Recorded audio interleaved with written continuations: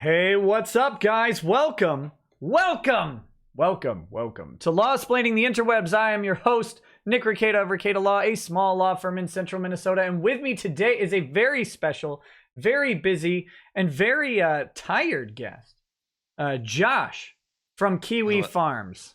Hello. I got in there too early. I Yeah, was anxious. that was a perfectly executed intro until you. Thank you. No, I'm just kidding. I'm throwing you off your game. Yeah, I don't have much game. I don't have to ask my wife. Terrible at it. Terrible. Hey man, so you of course you are in an absolute spotlight right now because your website has seemingly attracted the attention of the biggest and most terrifying of governments that the world has ever known. Well, you piss off New Zealand and then Papa China might come down and say, "Hey, you can't fuck with our protectorate like that. You gotta back off there. You're not Yeah. gonna Did they ever haka do business did they haka you via here." email? No, they tried. I mean, they sent a couple emails and stuff. Here's how big this was, right? Or how this is. I guess it's still getting bigger. I worked in Australia for a couple of years, right? I worked there from between the ages of 19 to 22 or so. Sure. And I worked for a startup company that did payroll, right? And it was a very small company. And then by the time I left, it was processing like 4.5 billion Australian dollars in payroll. So That's I'm, like I'm quite 38 American. Yes.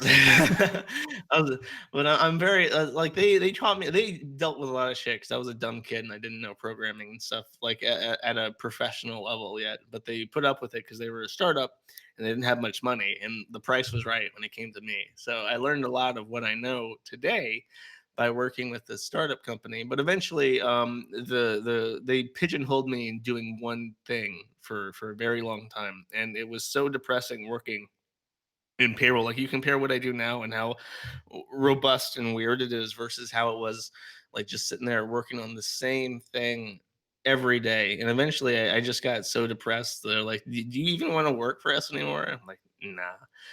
But 5 years later, this stuff's blowing up and it's all over the news in Oceania. And I get an email just a couple hours ago from a coworker I haven't talked to in 5 years. Like, "Are you the same Josh Moon that's terrorizing New Zealand right now?" And I'm like, "Yeah, that is me."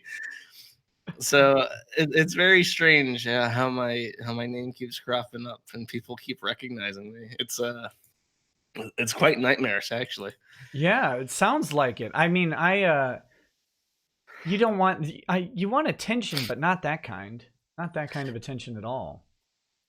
Yeah, I mean, on one hand, it's quite nice to see everybody go like, "Hey, good job putting up the good fight and stuff." And it's very encouraging to see stuff that I say get posted on poll, like, "This is what's happening. This guy's doing this," and everybody's like, "Wow, that's fucking Vegas." I'm like, "Ooh, geez, I didn't ever expect me to be in that position where people actually gave a shit about what I had to say." And like in the past 2 days, I've gained like 500 followers on Twitter and stuff. It's and like I just keep saying or keep seeing stuff that I've written crop up in publications that I've heard of before, like Zero Hedge, like that just blows my mind. Ooh, Tyler Durden. Tyler Durden noticed Yeah, you. yeah, my man Tyler Durden. It's just crazy, and I don't know. I like my little website. You do want attention for it, but you don't want to be like the school shooter website. And considering we've made the news multiple times now because of our affiliations with, like, it's three times at this point. It's this guy, which wasn't a user on the site. He was just some guy we had a video of. It was that kid from New Mexico that killed two Mexicans before killing himself, and that was called a school shooting. He was a user. He was somebody I knew from like when I was 16. He played the same video games that I did before he became an ED sysop. And then Ooh. there was also Lindsay Savannah, who was going to shoot up a mall in Canada. She had a light presence on the forum as well. They didn't actually kill anybody because they blabbed and somebody reported them to the Mounties, and the Mounties intercepted them at the airport, thankfully. Wait a But minute. Someone blabbed.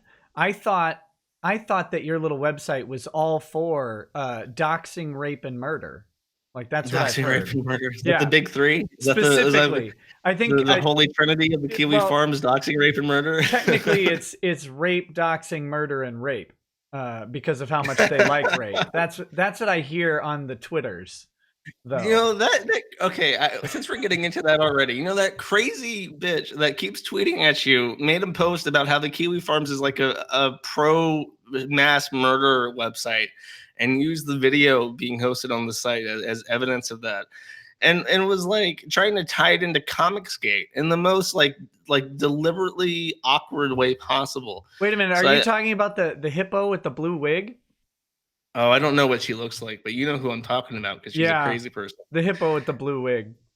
That's who. But I made a yeah. tweet, and I'm gonna read my tweet because I'm really proud of how asinine and retarded it is. I said, to everyone out there, comics, Western comics specifically, inspired me to be who I am. It was while reading comics written by you know who and other artists like them that I was inspired to do what I do. Comics are very important to me, as is the nation of Israel. So I'm waiting for this. So I'm waiting for this lady to see that and tweet it out. Like, look, there it is. There's the proof. And just so you know, I have literally never once in my life read a comic. I have never once opened the pages of a physical comic book and peered at the images inside. But I'm gonna roll with it because it's funny. Yeah, yeah. That sad hag is she's got a real problem. Her image, her self-image, I think, is entirely reliant on these comic book white knights fighting the good fight on her behalf, hoping for just a little bit of that sweet, sweet cosplay side boob or something, right? Like they just really want that, and I think she thrives on that. But the problem is that Comicsgate, I don't know if it's when I say predictably, I don't mean that derogatorily. I mean it very, very intentionally, and I think that the guys in Comicsgate would agree that they meant it very intentionally too.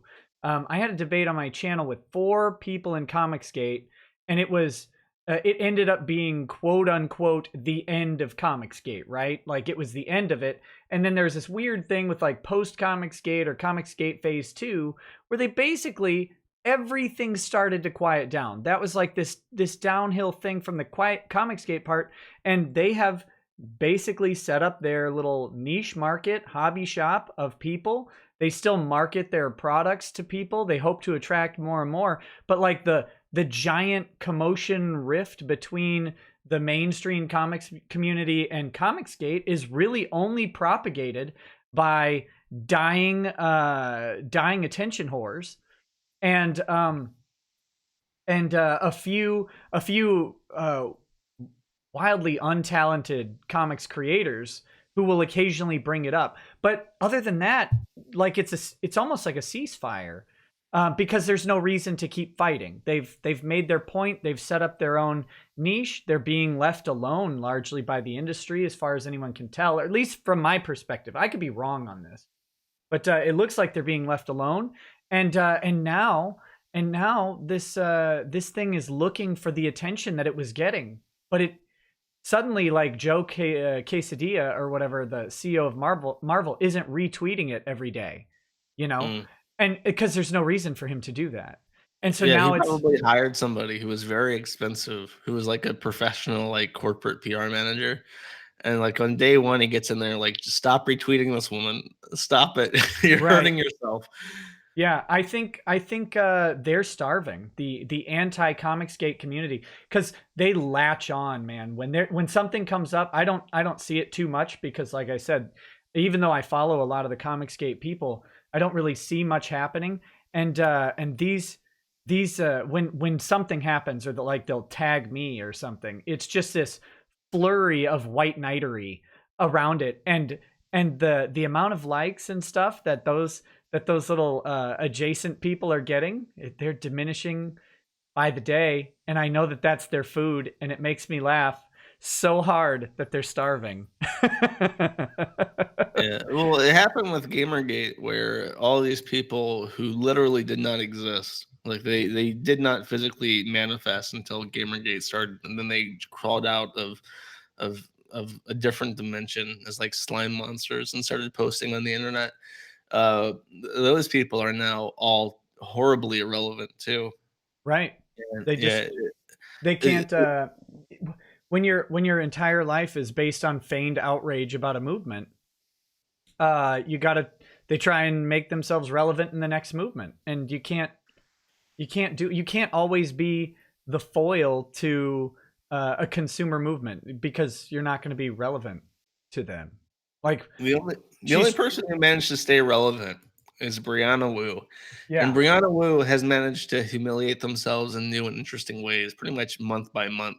Thank you for using proper pronouns on this channel. I appreciate that very much. Oh no! Here's what I do, and I get called out on this, and it bothers me. Like I use they them for anybody who is what I consider a gender blob, and it's like it's the easiest way because it offends everybody the least. Like people still get pissed off either way. Like I'm not a they them, I'm a she her, or people who don't support that kind of language like it's a he, just say it's a he. And it's like I'm gonna go down the line, I'm gonna make everybody not happy, but I'm not gonna piss off anybody. That's my route, and it works in general. It makes it so that my message has the widest possible audience.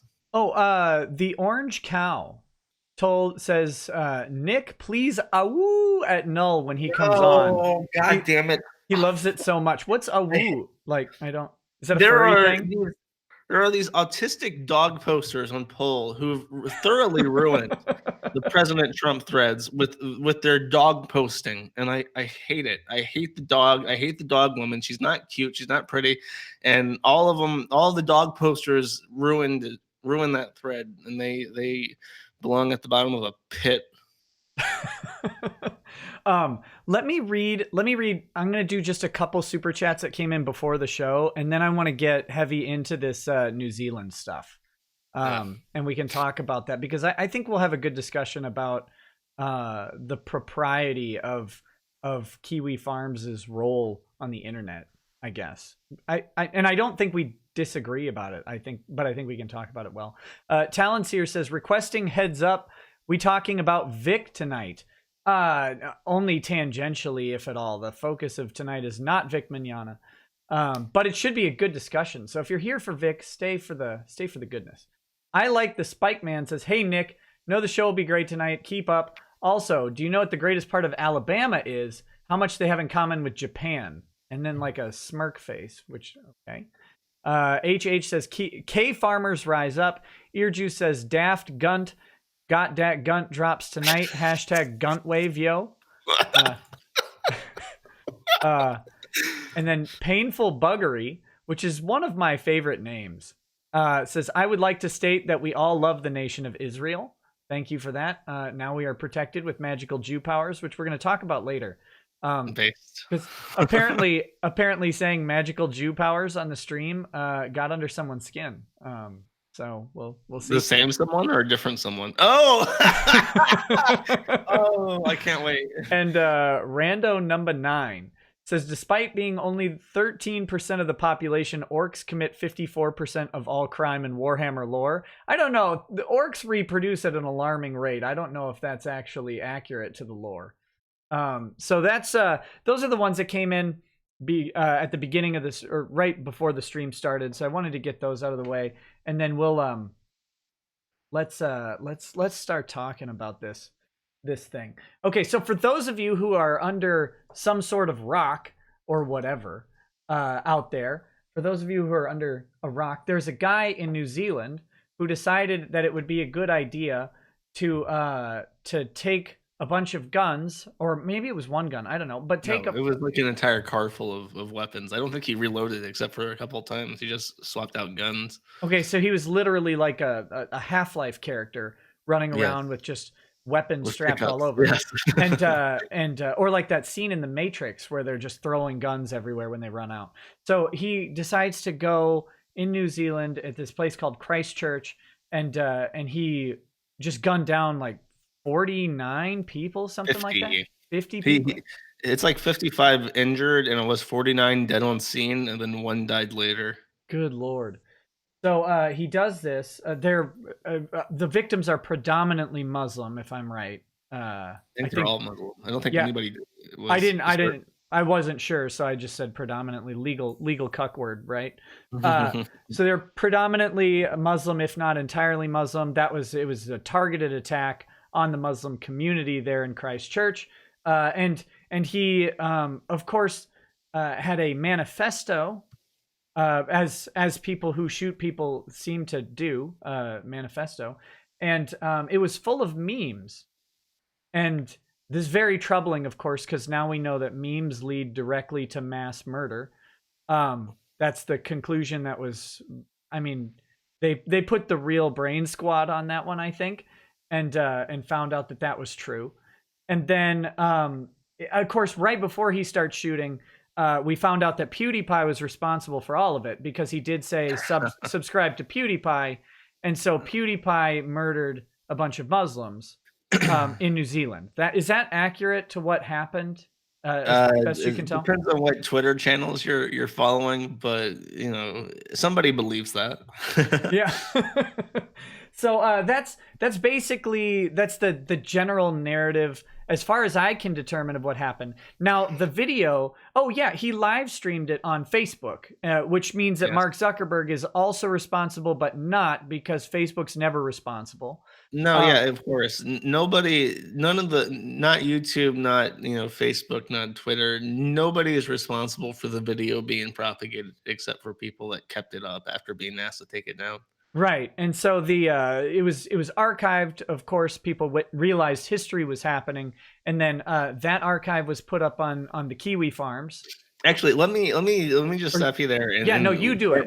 You tell me. My origin, the origin story of this is preposterous. I saw somebody said, "Hey, there's a Facebook live stream mass murder." I'm like, okay, and I open the 8chan link, which is where he announced the link to the live stream and linked to his to 80 different archives of the PDF of his manifesto. And I clicked through to the Facebook link, and I'm like, and it's still up. And I'm like, oh shit. So I have my archive tools like on standby 24/7 in case it needs to go.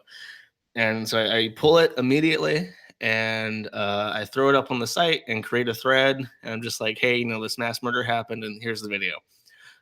Within 30 minutes, his entire Facebook page is gone. Right, And because that's one of the great things that they have figured out. If I can interrupt you for a second, they have figured out that if you erase the Facebook page of someone committing a terrorist act, then the terrorist act didn't happen. That's how they first combat it, is to immediately shut that down. For some reason, they don't want the public like going through, even though they're overlooking the vast amount of resource there is to have millions of people reviewing something like this. They don't want people to go through and they don't review. want to be associated with it, and it's something that happens. It happens with all social media companies, even if it is a shooter or a perpetrator of some kind of terrorist act. Even if they have nothing questionable on their account, they will delete it. They will delete YouTube channels, for instance, that have no videos and only likes.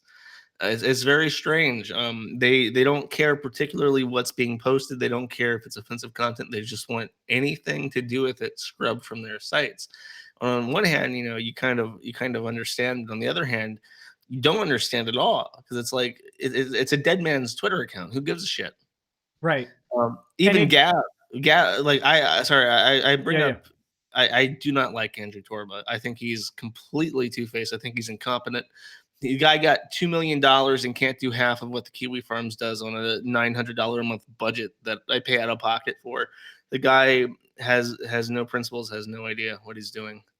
And when the pressure comes on him, he buckles immediately. And we saw that with the synagogue shooter. The guy had a prolific Twitter account full of anti-Semitism and stuff. And as soon as that happened, Andrew Torba immediately bent knee and deleted everything good from his site, and it was just preposterous. I didn't think he'd actually, even as I had a low opinion of him already, I did not think he would do that. And he did. And then he sent out emails to everybody like, "Oh, we're not about this. We're better than this." And it's like, Gab is basically neo-Nazi Twitter. It's I don't want to generalize everybody who's on there, but predominantly that's what it is. Yeah, I mean it's predominantly right or far or alt right. It's largely populated by people who are either removed from Twitter or who believe that they are likely to be removed from Twitter, or they follow people who are removed from Twitter. Well, So even then, there are people who get removed from Twitter for innocuous comments, and then like they go to Gab and I said, "Can I make a Gab account then?" And they look at Gab and they're like, "I don't want to post here." and I and don't so like the Gab interface, which is no, it was weird. better when he started it. The story of Gab has a very strange origin as well. I think he either downloaded some kind of open source PHP project and basically just bootstrapped that as a proprietary service, or he hired people who knew what they were doing early on, and then afterwards started hiring people who had no idea what they were doing. Because when he went into beta, the interface was very material design. It was okay. It's just something that you can figure out easily, even if it's not a very intuitive or great or awe-striking interface. But now it's awful. It's one of the worst user experiences on the internet that I know of. Yeah, and the to clarify, by the way, I think having a predominant population of neo Nazis or alt right, we're being a little tongue in cheek here, but there's nothing wrong with that. Like there's not like, oh, it's a bad place because of this. It's just the reality of what like Gab is doing, because it's I'll not actually disagree. oh, I know it's well, like you I don't think can. that I don't think that it shouldn't have I think it should have a right to exist, but there are people on it who I like, and they get exiled to the site, and they're surrounded by people who are extremely far right. And when you get cut off into that kind of zone, even if you are there, you don't want to be surrounded by that kind of rhetoric all the time. Like, even if I was very far right, Well, it's like, a I get burned down on it. It's like I don't want to see this all the time. I don't want to be so angry at everything all the time. And Gab is more so than just being very far right. I see Gab as a very angry place, and it's like I don't want to spend time there. Yeah, well, I mean, there are disadvantages to being in any kind of bubble. Like, however that gets imposed, even if it's like a refuge of a certain group of people, then you get the thought bubble effect, and that's a problem in general. Because any singular message repeated ad nauseum is tiring, right? Like, so there, I Yeah. get that. I get that for Eh, sure. I just didn't want people to think. I didn't want people to get the impression that just because that Gab tends to have this particular sort of demographic, that I think that it's a problem that it's a conceptual problem that should be fixed by some sort of higher order. I mean, I wish Gab was a more I wish it all was of just a them were better more user interface, and like that. that's really if it worked the same way as Twitter, I would use it constantly. It's just I always forget to go there because whenever I do, it's a hassle. But that's me. That's me. Yeah. Well, what I like about the Kiwifarms, and I see people are mad at me, but that's fine. I like to disagree with people, which is my frustration with both Twitter and Gab. Twitter is obnoxiously PC, and Gab is obnoxiously like pro race war rhetoric. Which, again, fine if you're about that. I don't care. I really don't. But I don't want to. I don't want to be on a site that's nothing but that. I have other interests. I have other things I care about. I don't want to. I just don't. I don't want to be inundated by it on my social media. And that's what I like about the Kiwifarms. And everybody seems to find some reason to hate the site. Everybody finds a reason to hate the site because to us, it's a mixed bag. You have like, there are even people who don't like my response in the thread to the New Zealand police guy that contacted me. Like, and that's fine. I'm not disappointed that they have a difference of opinion with how it should have been handled. I have a But difference of opinion. I do. I'm trying oh to get yeah. my proper Irish whiskey because it's Patrick's. Um, but no, I've got a problem with it. Not really. It's not. I think you misread the. I think you misread the warning, the boilerplate warning in the email. Although it produced a very funny response. Do we want to? Do you want to read the email and the response? Should I put those up on screen? Yeah, I'll read it. And hold on, let me get it pulled up on the screen so that the people at home can see it. And I'll give you the pass to say all of the nasty words. How's that? Sure. So you can say whatever you don't have to self-censor. That's what I mean. Because I don't think it's gonna be. You're just reading a document here. I don't think the YouTube gods are gonna be too mad about it. Hold on, I almost got it. Hold up. Here we go, so people can read it. Okay, yeah, I got it. So you can read the thing and your response whenever you're ready. Or I could read the thing. I don't care. I'll read it. Yeah. Where'd it go? All right, so this is from a police officer who emailed me from New Zealand and said, "Good afternoon. I'm hoping you can help us with an investigation the New Zealand police are working on. On 15 March 2019, there was a shooting in New Zealand with multiple fatalities at two mosques in the city of Christchurch. The alleged offender in this matter is a Brenton Tarrant, in all caps. At around the time of the shooting, there were a number of posts and links posted on Kiwifarms.net related to the shooting and Tarrant. We would like to preserve any. Why does he capitalize Tarrant? Like, I don't know. It has to be like weird. A police thing they do, like Probably. when they write documents there, and it's just like burned into his brain. Yeah. We would like to preserve any posts and technical data, including IP addresses, email addresses, etc., linked to these posts pending a formal legal request. Could you please advise what legal process you require for this request, and also confirm preservation of the data requested pending legal process? Kind regards, John Michael." And then at the bottom, underneath that, there was a footer. "Warning. The information contained in this email message is intended for the addressee only and may contain privileged information. It may also be subject to the provisions of Section 50 of the Policing Act 2008, which creates an offense to have unlawful possession of police property. If you're not the intended recipient of this message or have received this message in error, you must not pursue, use, distribute, or copy this message or any of its contents. Also note, the views expressed in this message may not necessarily reflect those of the New Zealand police. If you have received this message in error, please email or telephone the sender immediately." So well, there you go. As okay, I received this, and I'll say right away what it looked like to me when I read it is, number one, he's saying, "I want you to preserve for surrender the contents of basically every post in that thread in reply to the news about the shooting." Yeah, I think that's an accurate perception. And the footer to me read, usually these footers are written in such a way that describe that you can't share it. And I think you would argue that he's not saying that. He's saying that if you receive the email in error, you can't share it. You have to notify the sender that the email was sent in error, and you're supposed to delete it because it was mistaken identity or miscommunication. Yeah. To me, I read it as both ways. I think he covers that. So this is a intent fluid footer. You're saying it's yeah. Well, basically, because I think number one, it non-binary does say, footer. If you did receive the email in error, make sure you delete it. But it also says it may be subject to the provisions.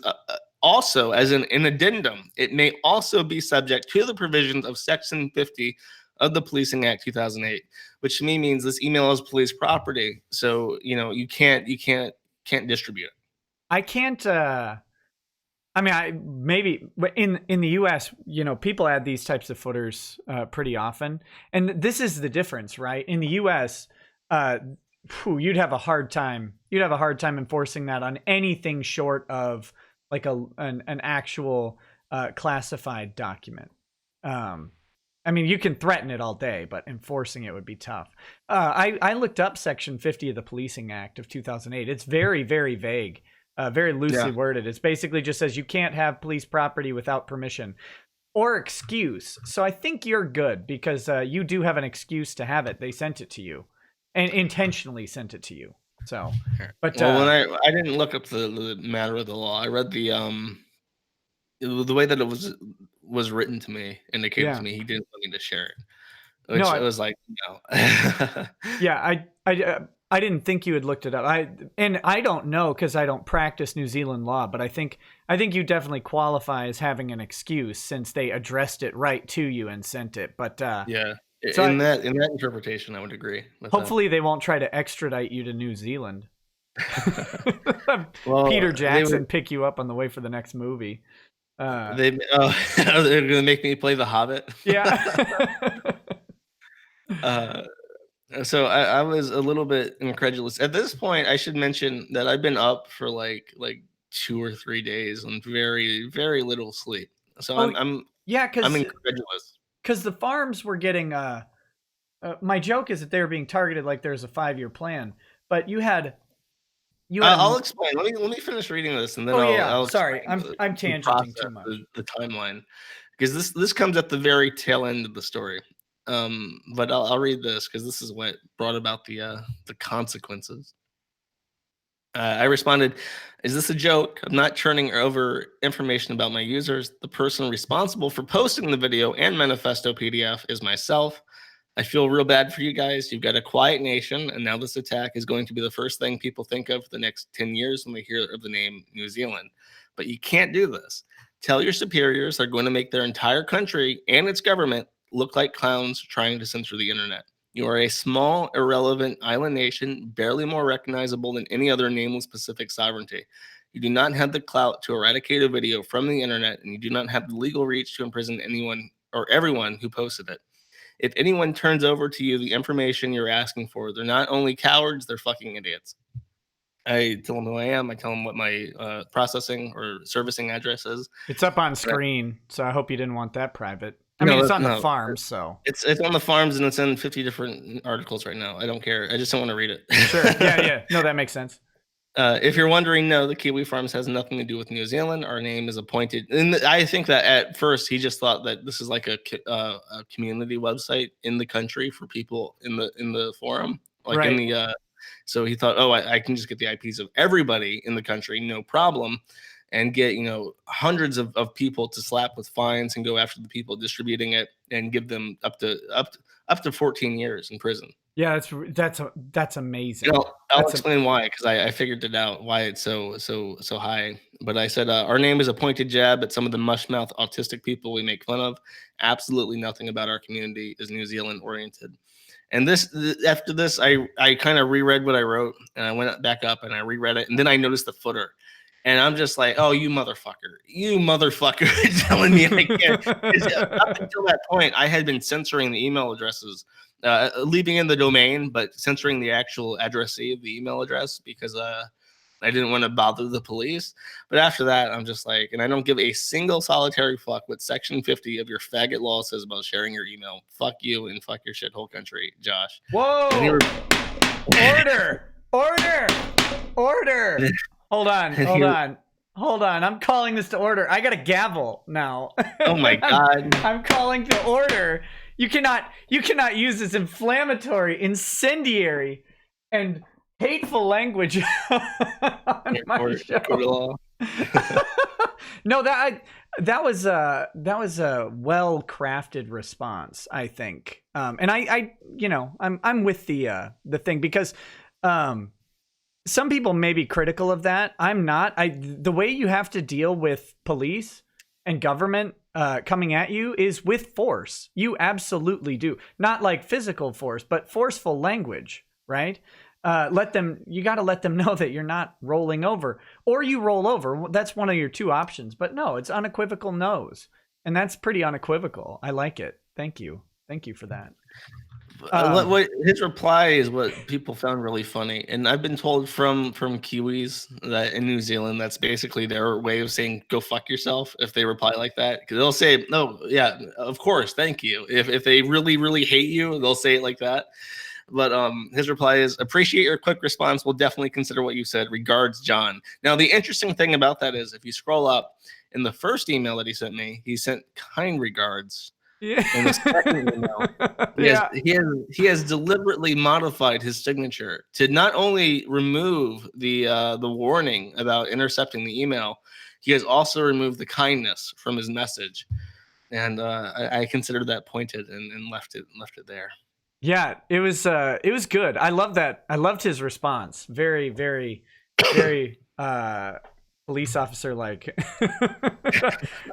It's like, oh, okay then. Now I know the score. All right. We'll get People have back to you. interpreted it different ways. They said either he rolled over to it, which I don't think he like cared at all about my response. Or like it's either, in my opinion, it's either he was just dismissive or he was trying to intimidate me. Like, oh, I'll definitely consider it. Wink, wink. I'll Yeah. definitely be thinking about this, boy. Oh, I thought it was a flex back for sure. Really? Yeah, Okay. I thought it You was. would know better than I do. Well, I mean, I just not like not a threat necessarily, but just like he removed the kindness. That's very intentional. And he drops the footer, but it's a, oh, okay, we'll consider that. Gotcha. I think it's we understand your position now, and now we have to we have to evaluate what we're going to do, but there's no capitulation in his email either, right? It's very short, to the point, and let you. I'm not saying that he's like they're scheming in a back room, like, oh, we're gonna get this Yeah, guy, no. but It's like, he yeah, is realized that that. to file a report and think of a different way to go about it? Right, right. So so yeah, now I guess you have to wait and see if New Zealand can get some sort of a treaty flex to get a Title Well, III warrant on. it's important to realize that New Zealand is what's called part of the Five Eyes. Do you know what the Five Eyes are? No. There are five. Now it's six. There are six different countries which participate in this fun little circle jerk. Now, because of our privacy laws in our constitution, our government cannot spy warrantlessly on our civilians. Right. However, other countries can. And then our countries can make agreements with their countries to say, "Oh, we'll spy on your citizens, and then you'll spy on our citizens. And when we need that data, you'll just give it to us. And when you need that data, we'll just give it to you." Yeah. And that's called the Six Eyes or the Five Eyes. And it's these countries that are working together to trade information to bypass their own constitutional protections against their own citizens. It is Okay, one of the most I didn't know horrible it by things. that. I didn't know it by that title, but yes, I'm very much aware of the information sharing. So, oh, Yeah. sorry, go ahead. So it's like I don't know. He might try to do that and try to get information from the forum. If there is a warrant, like I've basically deleted any data, any kind of identifying information, and put up notices and put up the warrant canary and said, like, look out for that. If it goes away, I received a secret court order. And from what I understand, if you take those precautions and you actively, knowingly, put out your intentions to have as clean a slate as possible and hold as little information as possible on users, plus the warrant canary, the government won't even bother at that point. They'll still have their tapping, their black boxes on the internet backbones and stuff. But as far as directly issuing court orders to seize hardware and stuff, they don't even want to, because it's a public relations nightmare, and you won't get anything out of it. Yeah, the as for the someone emailed me specifically to tell you that the warrant canaries are ineffective, but I don't know their qualifications at all. So, and I couldn't tell you. I don't deal with. I So don't what deal with somebody said is big that state surveillance. warrant canaries are an active measure. Like, I would have to put out a statement every week, every month, every year, and at the end of the letter, I would say I have been issued no secret court orders. They say it doesn't work if it's in the footer constantly and it's something you have to remove. If you don't say it when people expect you to say it, then it's an issue. And there's nothing they can do to force you to say that you received no secret court orders. But if it's something on the site that's static and they tell you that you can't remove it, that's something that they can legally enforce. At least that's the theory. But the thing is, it's never happened. And I'll tell you right now, I will remove it. If I get an order to remove it, I don't care. I'm gonna take it down, and they can take it to the Supreme Court. I don't give a shit. Well, the interesting thing about this stuff is what we've seen, what I've seen from FISA and from Title III warrants is that they're typically trying to get new information, and if they don't, if they don't request the old information prior to it being destroyed formally, because you have no duty to honor a court order that you think might be coming in this type of case, right? Like, because you don't know if they're going to do a Title III warrant and demand a bunch of user info, but they might they could demand, do a Title III warrant and demand access going forward. That's what happened with LavaBit, right? Is that they were asking for information on you, or information and encryption keys on users to monitor emails going in and out after the start of the warrant date, because they knew that the previous stuff was destroyed and there wouldn't be any use for it. So to me, if the data's already been scrubbed, what are they going to do? Go after data that doesn't exist? Or they could try. I mean, they can fuck with me by taking my shit and impounding it for however many months or years. I mean, but Yeah. the thing is, I welcome that. What my hardware is worth, like at most like $4,000 or $5,000. You go ahead and take that, and we'll see what sort of shit stirs up as a consequence of it. I guarantee it'll be a lot more than $4,000 or $5,000 worth of hardware, and it'll be in Vladivostok next time. You have to drone it if you want to get rid of it. Mm-hmm. But yeah. The other thing was they asked me to warn, or they asked me if I would talk about the difference between VPNs and using something like Tor, because I think on the farms you have something talking about how to use a VPN. Yes. Up at the top if you're in New Zealand. Just real quick, the distinction is that a long time ago, the CIA created something called Tor, and it created something called onion routing. So right now there are literally thousands of computers all over the world that make up what the Tor network. Right. And when you create a request over the Tor network, it bounces through a indeterminate number of Tor relays before hitting a Tor exit node, hitting the target server, and then winding its way back up. And because of how it works, it is impossible for any one of those servers to decrypt what you're doing, and it makes it very, very, very hard for it makes it impossible, essentially, for a intelligence agency to backtrack the route of the onion route to the source computer. The only way that they can do this is if the first node in the relay and the last node in the relay belong to a compromised identity. Then they can figure out who it came from and where it's going. But there are some people who theorize that almost every computer in the Tor network at this point belongs to an agency. And a lot of people like to point out that there are rabbis on the Tor project's chair. So I don't know. People like to say lots of things about Tor. What are they gonna? They're gonna quote Torah at the.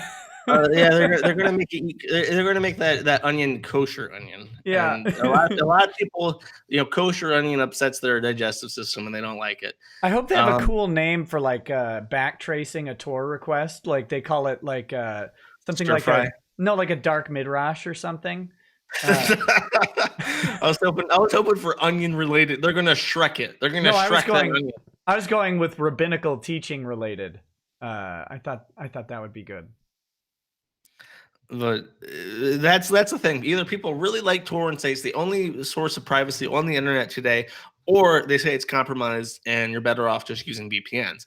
A VPN, by contrast, is very straightforward. You have a intermediary machine and you send your request through that intermediary machine. Now, if Core is compromised, like a lot of people think that it is, then you're better off just using a VPN in Russia or in Estonia or Switzerland or Ireland or Iceland, any country that has great privacy laws that's not a part of the Five Eyes.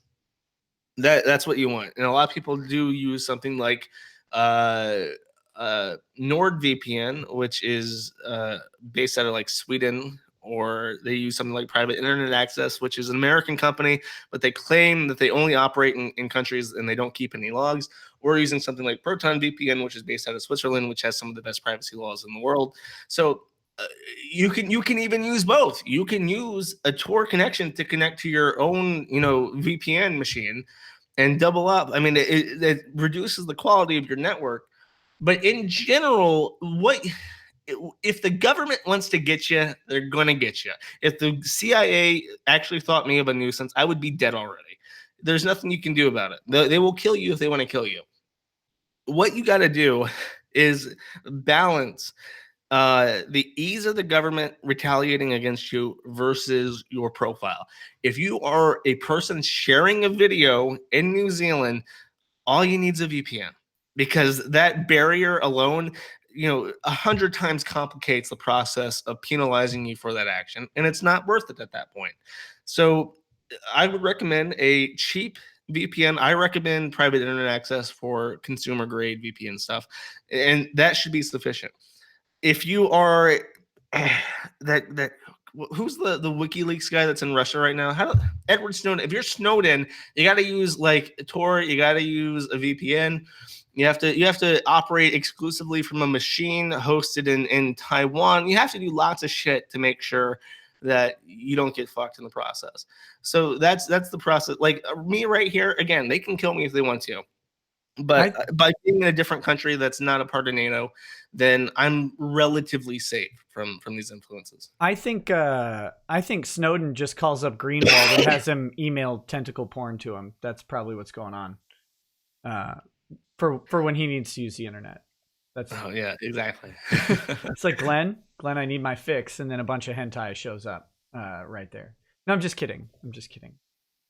I don't want to slander Snowden or Glenn Greenwald. That'd be rude.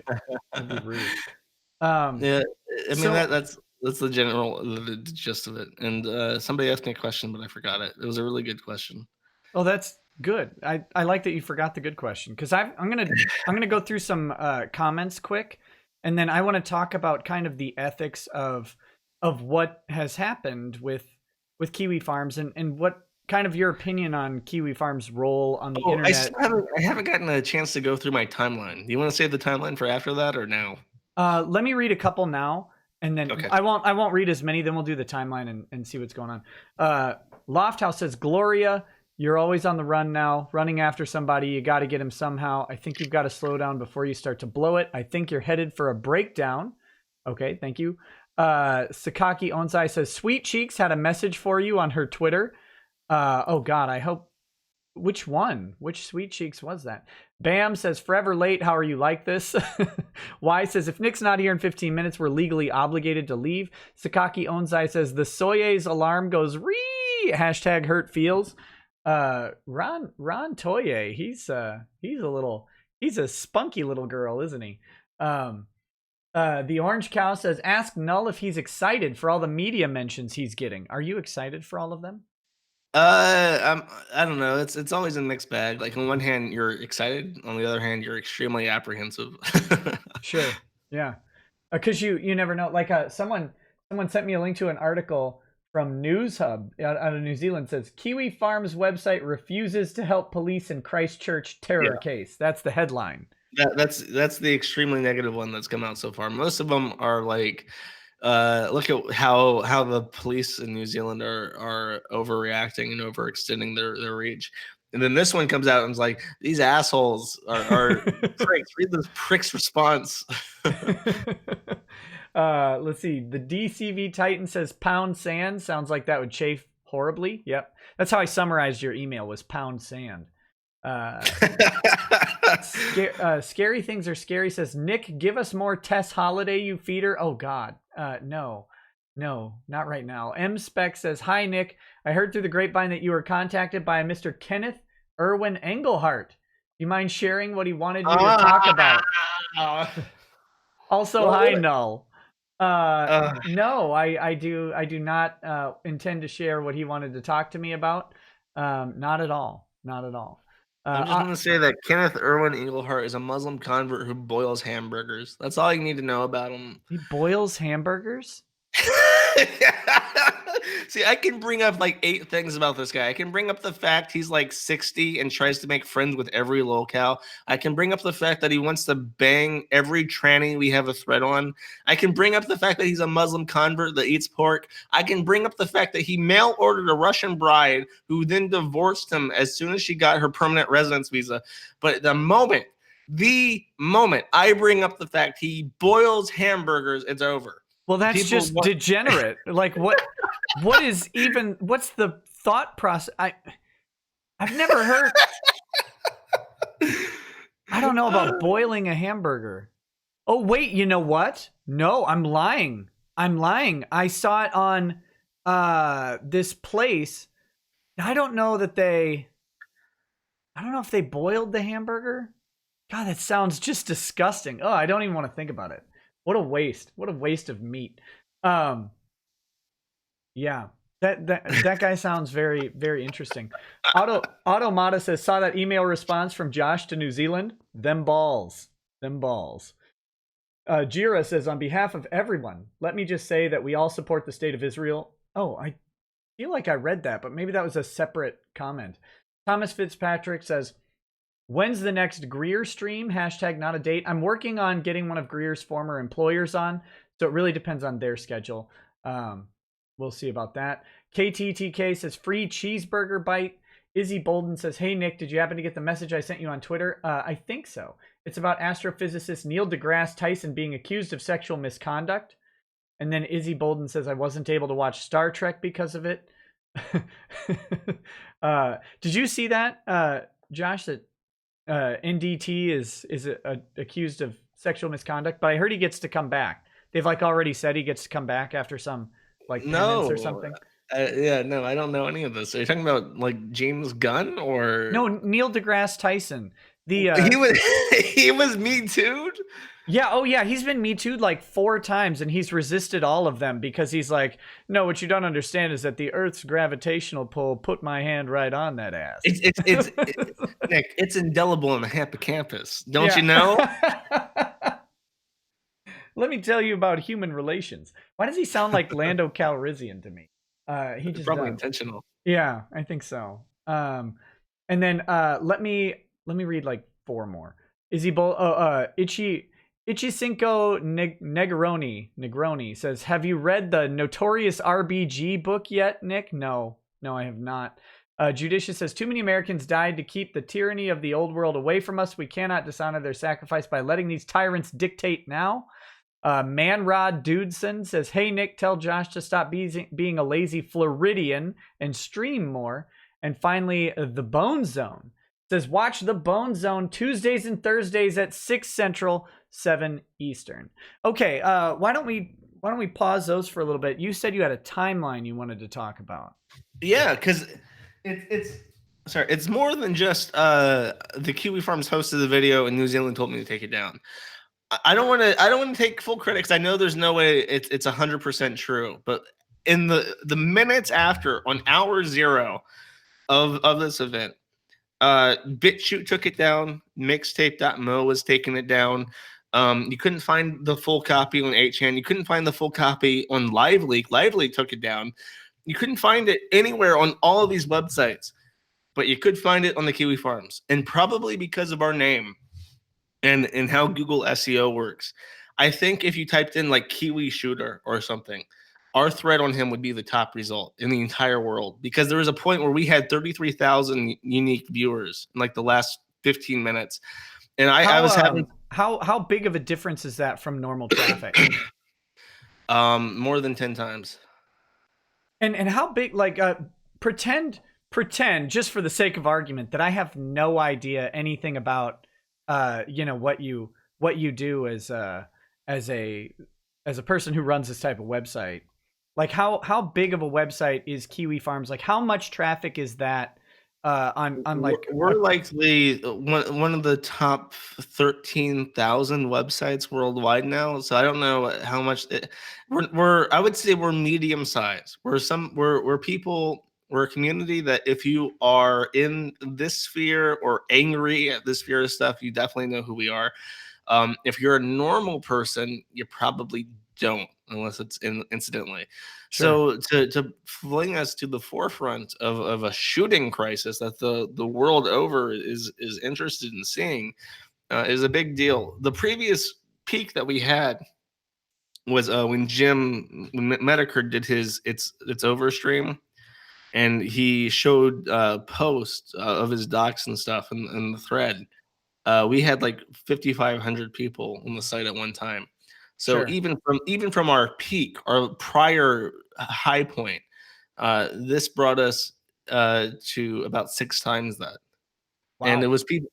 It immediately crushed the server. Like I was doing things on the back end to keep it up so that it could handle that many requests at once, which is like hundreds of requests every single second to the site. And I was trying my best to make sure that was working, but what I couldn't deal with was the bandwidth, because it's a 65 megabyte file, and you multiply that by 33,000, and it's a lot.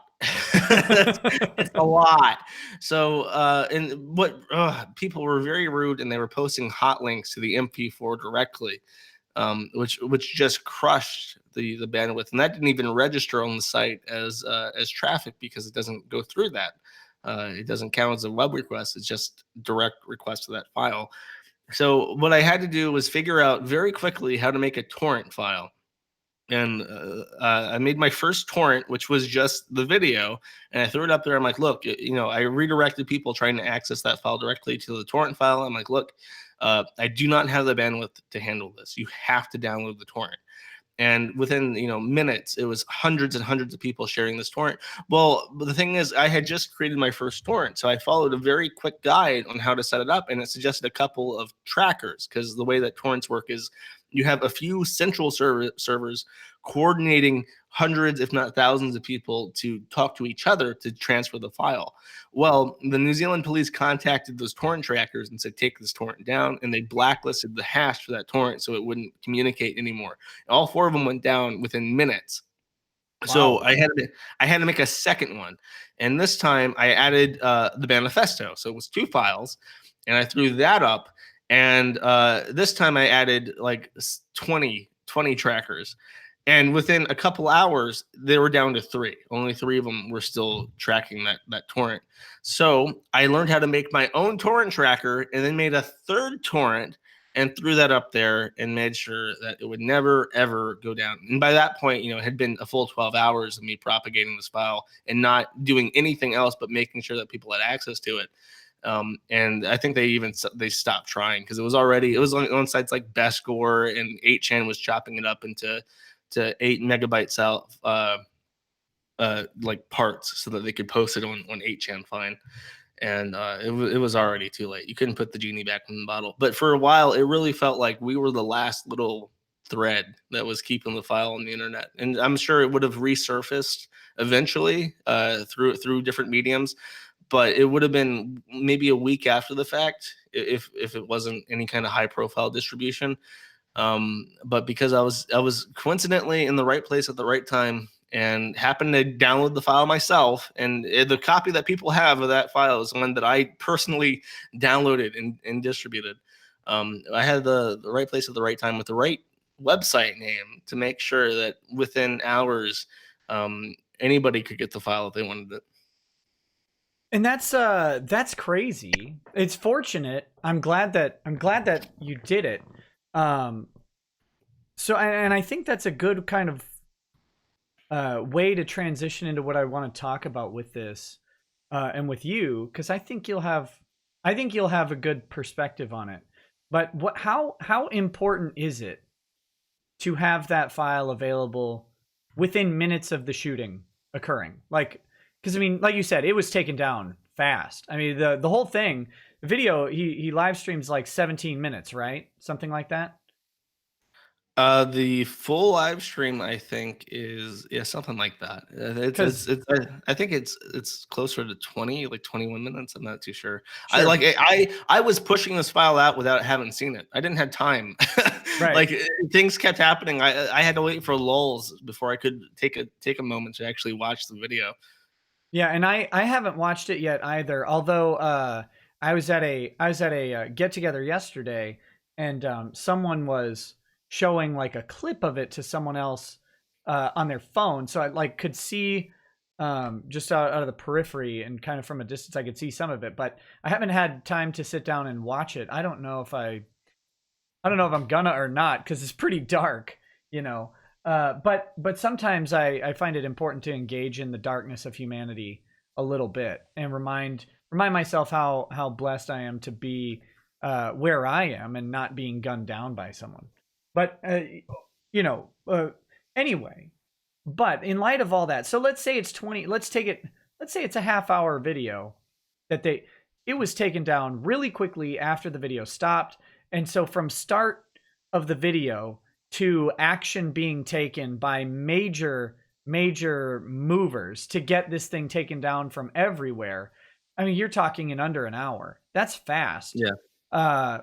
How important is it, do you think, to have that video available immediately, and to preserve it? To me, it's very, very important because I think it preserves the integrity of the video.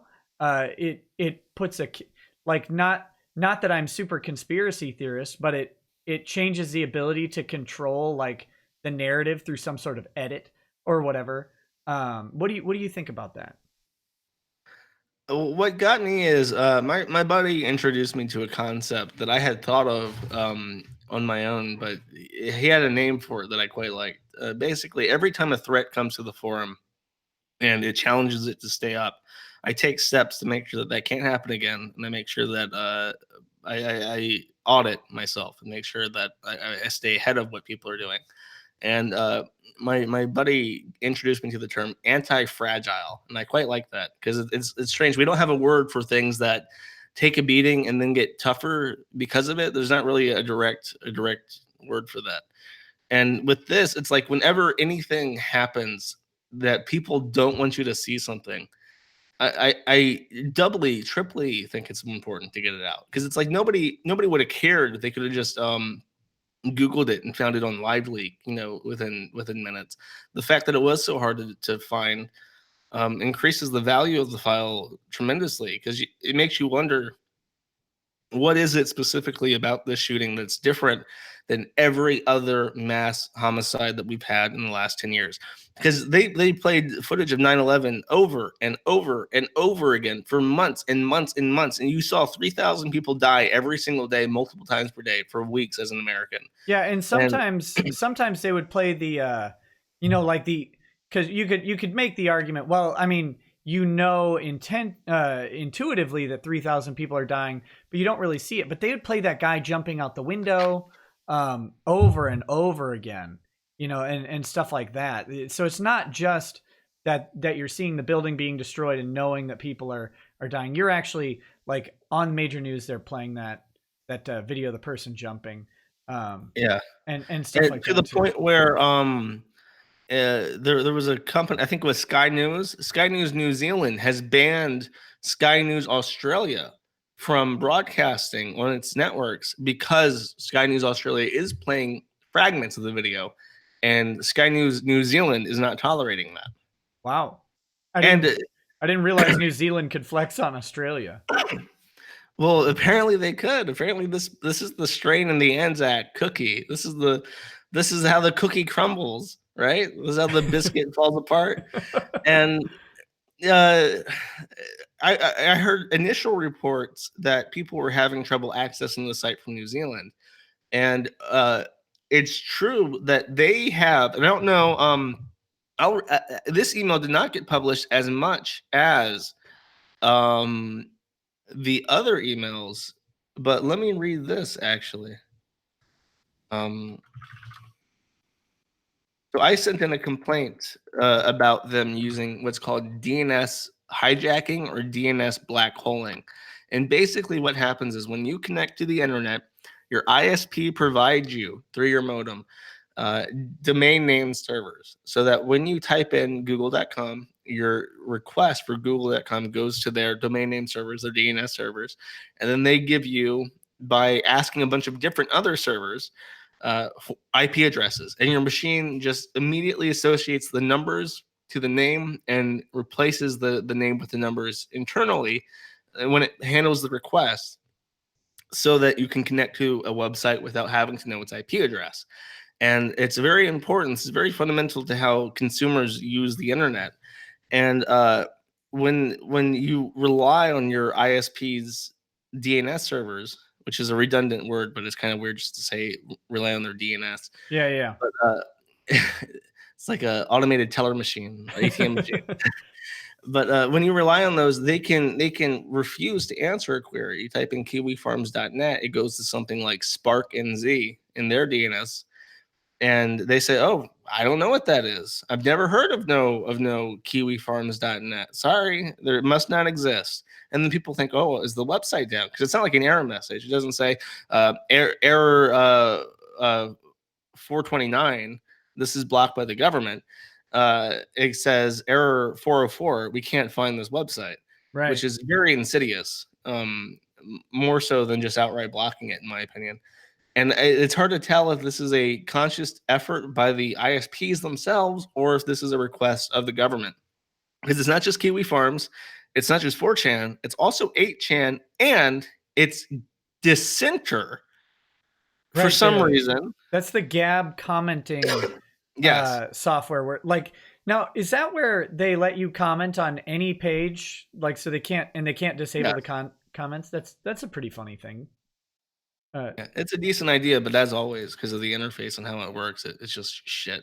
But it would be a great idea if it actually functioned. But so they blocked that anyways, and they blocked Zero Hedge, because Zero Hedge reported on the fact that New Zealand was blocking certain websites through DNS. So it's preposterous, and I have a tweet up on my Twitter account that explains how DNS hijacking works and how to get around it. And the long and short of that is, all you have to do is find out how to replace your DNS servers with third-party servers. And the most obvious answer for most people is Google's. Google provides their own public DNS, which is 8.8.8 and 8.8.4.4. Very, very easy to remember. So I would strongly suggest, if you are in New Zealand, in fact, it doesn't matter where you are, do not use your ISP's DNS server, because what they're doing is they're spying on you. You know, you go to bigtittygothgf.com and they know that your IP requested that name resolution, and they know what websites you're going to because of it. So don't use your ISP's DNS server. It doesn't matter what country you're in. Find out how to use a third party's DNS, because even if it's not like absolute government level privacy, it's enough ambiguity to keep these companies from spying on you easily. Yeah, and you I guess check with the terms of service for your modem rental to see if that's actually available. I got a router from my my internet service provider, and I didn't want it. They're like, "No, it comes with it." I'm like, "But it's not better than mine." He says, "Oh yeah, it is." Of course I look it up. No, it's not. Not that I have the greatest router, but I have a pretty good one. And then I look at the thing, and he plugs the router in or whatever, installs it, and starts it running. And the first thing that comes up is a terms of use for the router that they gave me. And I'm like, I don't want a terms of use on my router. What is this garbage? Hate the ISPs in America. This is why I go to Philippines, I go to goddamn Russia, and the ISP theirs are completely unregulated, and you have a lot of issues with like net neutrality stuff not existing in these countries. But guess what? All the modems are third party. They're not locked into weird contracts. They're not proprietary. They're not submodels that belong specifically to Comcast. You have to enter in login details when you connect, because they don't know how a router belongs to a customer. You have to use your login information to tell them that this device actually belongs to you, and you're paying for it with your service. In America, they allot you a modem, and you are required to use their modem. You do not have a choice in what modem to use. You do not get to replace the firmware on your modem. That modem doesn't even belong to you. You're renting it from them. So if you wanted to smash it, you can't, because then they would sue you for like $200 in damages. And it's completely preposterous. You don't have to sign in once you're using that modem, because they know it belongs to you because it's in their database. I hate The ISPs in America, they're awful, and they spy on you, and they monopolize entire regions, and they should not be allowed to exist as they do. Oh, and more importantly, the government is perfectly okay with it. Oh yeah, of They course. enforce it. That's what pisses me off. Yes, it is a government. No monopoly can exist without government regulation. Monopolies Thank always you. stem from government regulation, and ISPs are no different. They have contracts that give them exclusive rights to certain areas, and it's awful. Thank you. I always get dumped on when I say that there's nothing inherently wrong with monopolies. It's the fact that they're propped up by government power that's what makes them wrong. Because otherwise, they do have to bow to the market in some way eventually. But that's a different discussion. People saying that you're using your own modems, I'm real happy for you. You better love that while it lasts, because it ain't going to last too long. They want you to use proprietary systems that you pay them for the privilege of being forced to use. Yeah, I agree. I had my own modem for a while, and it just was never getting quite the best performance. I don't know why. It was weird, even though it was better. It was a better quality modem than what was available from my ISP, but it just wasn't ever enough. For some reason, it just didn't get the same results that you get with one of theirs. Very weird. Tyrus Winter, he tagged me and this is kind of he says it's hugely relevant, and I think it is. He says in Australia, our ISP Telstra has updated their routers to override your PC settings for DNS. So yeah, it does depend. I've noticed because there are two different ways you can set your DNS. You can set it through your drivers on your computer, or you can set it on your modem or router or modem router combination thing. And I've noticed that a lot of the times the routers like to override the drivers on your computer. And the best way to get around that, if you're having that problem, is to use a VPN, because then the VPN, it has to be on your desktop and not like a browser extension usually. But then your VPN is going to handle all those requests for you, which is why I really advocate for VPNs, because they're very consumer friendly and they try to undo a lot of the damage that ISPs do. Yeah, that's did you ever answer the question? Did you answer my question? How important is it to have this thing available right away? The video. I don't think you did. Important. Clever dodge. What are you hiding, Mr.? I mean, what do you want me to say? Obviously, I think it's important for people to have access to anything they want, anytime they want. That's what I believe about everything. It doesn't matter if it's horrific, gruesome, like Mexico cartel violence. It doesn't matter if it's like animal abuse. The only thing that I don't extend that to is real child pornography, because there's a victim there that is hurt by the aggregation of that content, and there's no valid reason to have that content. Yeah, that's the only thing I extend that to. Everything should be accessible all the time. I agree 100%. As long as it's not illegal.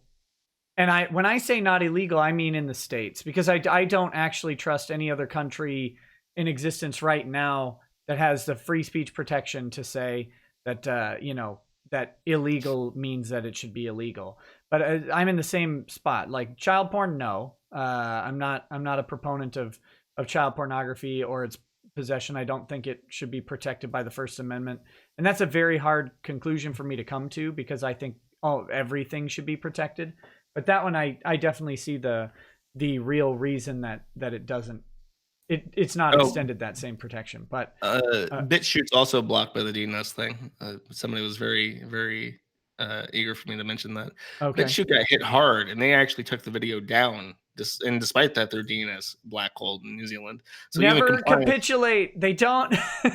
Well, actually, I forgot to read my my emails from the company. I sent an email to all three. There are 6 ISPs in New Zealand. I contacted 3 of them that people said had been DNS blackholing, and because the other 3 haven't been mentioned, I'm pretty sure it's a voluntary action by those ISPs and not one that's legally enforced. I sent an email asking all of them, what's up with this? Why are you doing this? And the one that replied was spark.co.nz. And Stephanie, the customer resolution champion, is her title, which is quite nice. It says, "Hi, Joshua. Our cybersecurity teams, who have been working since last night to help stop the spread of terrorist, extremely distressing and disturbing material that was available online after being posted on various overseas websites. The team have been moving fast to locate content, applying temporary blocks. Remember that, temporary blocks, to prevent our customers from accessing these sites. Very blunt.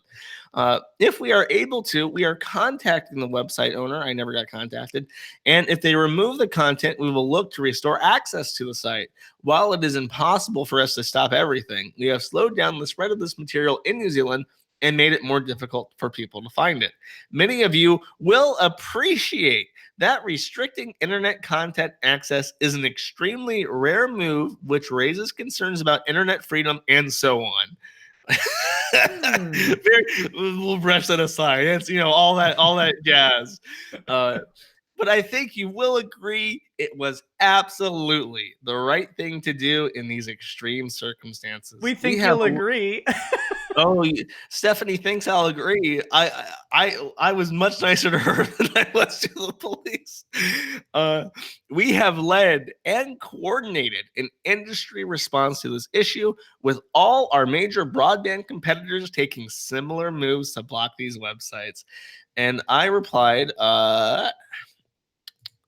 is there a timeline for the rescinding of these blocks, or does it depend on the operator's cooperation with you in removing content? And she replied, she did. Hi, Josh. From our CEO's comments, I believe it will be dependent on them removing the content. Wow. So there it is. It is an indefinite, industry-wide coordinated block against any website propagating this video in New Zealand. Why are people so bad at this? Like, what? Honestly, what? I don't understand how governments, how law enforcement, how major companies, even in private matters, how they get this wrong. But if you do an organized campaign to shut it down, it's going to spread. Otherwise, people they'd consume it and then they'd move on, right? Like that's how the overwhelming majority of anything goes. Western society moves on from even the most horrific tragedies at lightning pace these days. We don't, not to downplay this at all, but in a week, I don't think people are really going to be, well, maybe 2 weeks. Well, I'll give you some numbers I can give you. Yeah. Our site had 33,000 active users. The hours of now it's down to a very homely 2,700. So even the site's importance in this has completely passed over, as other sites have taken up the mantle of spreading the video. But the torrent that I had is up to 1,776 seaters, which is very awesome, and 291 peers, which is down from like 8,000 seaters and multiple thousands of peers downloading this video. So even that, the torrent has tanked by magnitude, because it's over. They're done with it. They saw it, like, oh, this is shit, and are done with it. And a lot of it wasn't. I didn't see many New Zealand flags. I don't think the people in New Zealand really had the stomach for it. They didn't want to look at that because that's their backyard. Most of the people I saw looking at it were Americans, were Brazilians, were Chinamen, or Indians, dude, Russians. No, I'm just kidding. I was gonna Big Lebowski you, but never mind. It was. You can't call them Chinamen. I was gonna say, dude, Asian Americans, please, but they're literally from China, so. My grandmother calls them Orientals, and my mother takes such issue with that. She's like, they're not Oriental. You call a rug Oriental. They're Asian. I was literally quoting Big Lebowski, because he says Chinaman, then he says, dude, Asian American, please, and then like 5 minutes later, he's screaming. The character who said that is screaming Chinaman about people he was fighting in Vietnam. Never mind. It's I watched that movie, and I don't know my liquor too well, because I'm not a bar person. I don't like to go to bars, except for recently. I've been going to bars to get like one drink with my meal, right? And whenever I go, I instinctively order a White Russian, a Belaruski, because of the Big Lebowski. It's a good drink. I'm sure there's better drinks, but my drink of choice is always the Belaruski because of the Big Lebowski. I had no other reason for choosing that drink. Yeah, it's too good of a movie to not have that. I don't like coffee, so I don't like the Kahlua that's in the White Russian personally. Oh, Yeah, yeah, yeah. I can't do any coffee. I hate it so I, much. isn't the liqueur in the Black Russians? I don't know. I thought I White don't even know. Russians were Kahlua, cream, Yeah, you're and right. vodka. There's a coffee liqueur that's in the White Russians. You're right. Yeah, Sorry, I'm brain damaged. I I'm know. I fried know. right now. It's okay. It's I, okay. I didn't get to mention this. If I sound sick as shit right now, it's because I have been up for so long and I've been stressed out over this for so long that I think I've caught flu symptoms because of it, Yeah. which sounds very sad. So what about this? The people are sending this to me, and I saw it before, although I'm having trouble pulling it up because something weird is happening. This the kid, some kid, a teenager who's 18, so not really a kid, I guess, he's a man, Mm. accused of sharing a live stream of the Christchurch massacre and writing "Target acquired" next to a photo of a mosque, faces 14 years behind bars, Here, and here is the story with that. he's Uh, denied bail yeah. now. So Yeah, they're overreacting hard. They don't have like they've never had a shooter before for like 20 years. They have no idea what to do with themselves right now. They're trying as hard as they can to overreact to reassure the community that they're trying their best because of how bad their response time was and how high profile this was. So they're throwing the book at them because of it. What's the way that this was explained to me was that in New Zealand they have a censorship board, and the censorship board and the why powers wouldn't invested. they? Why wouldn't you have a censorship board? It only seems rational and logical to have a literal board of people to determine what is acceptable for everybody else to see. The reason why it existed historically, and as far as I know, ever has been to stop the propagation of child pornography. So the anti-child pornography laws are what they've empowered this board of censorship with. And they have extended it to include the shooting footage. And what he's essentially being charged with is propagation of child pornography because it is covered under the same powers. So they're throwing one of the hardest.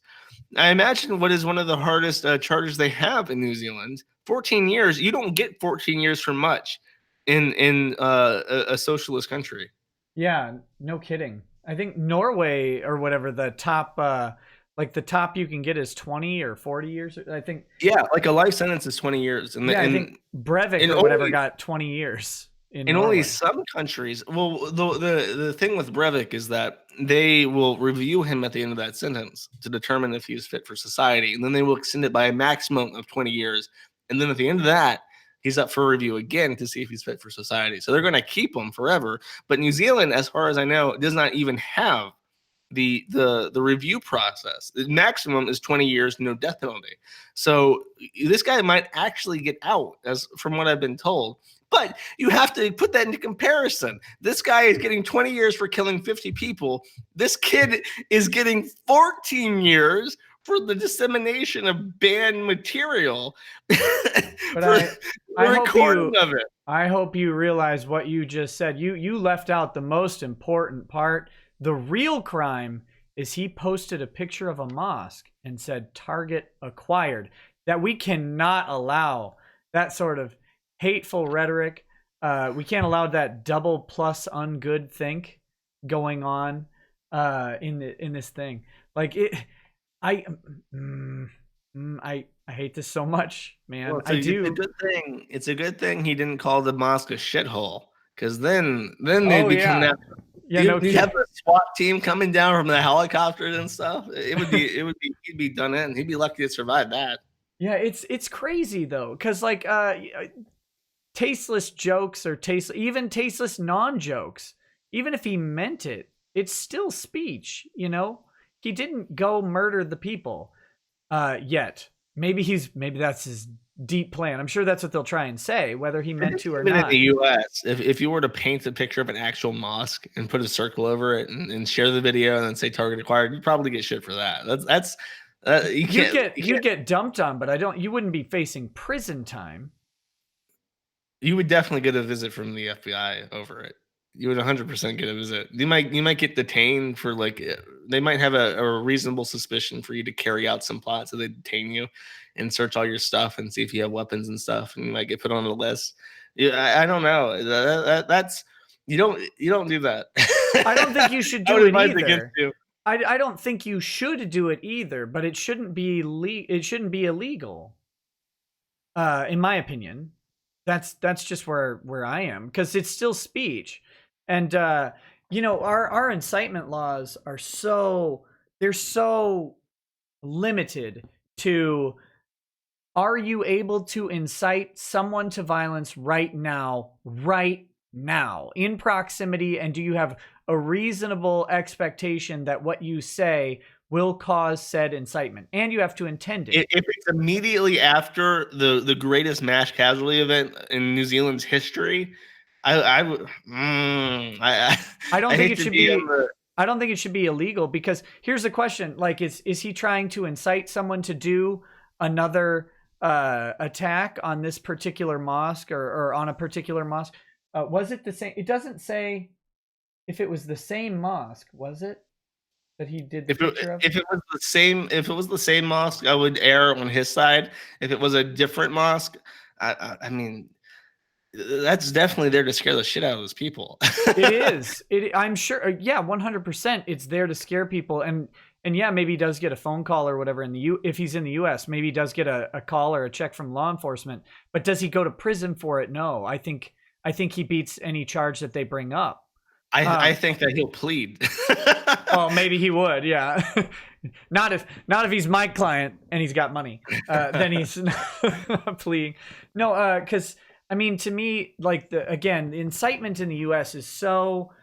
I mean, you have to have to get an incitement charge. Not only do you have to like post the picture of them, and we're talking over the internet. I don't think there's any incitement charge that's ever successfully been done online. That's a good point. If it's on their Facebook page or something. I think the only way you do it is if you have people who are in the area with the capability of conducting the attack, and you post it like target acquired as in go, and like that's the only way I think you get it online thing. Because like under Brandenburg, the Brandenburg test would have to have you'd have to be present, and the mob would have to be present, and the victim or the target would have to be present, and your words would have to incite immediate, imminent violence against the victim. Because I mean, we're talking even hours removed is too long for incitement. It's so crazy strict. The only reason I'm bringing this up is because there's a complete dunce on the internet that or on Twitter that's been saying that I was inciting people to harass him, which is just stupid. Very, very stupid man.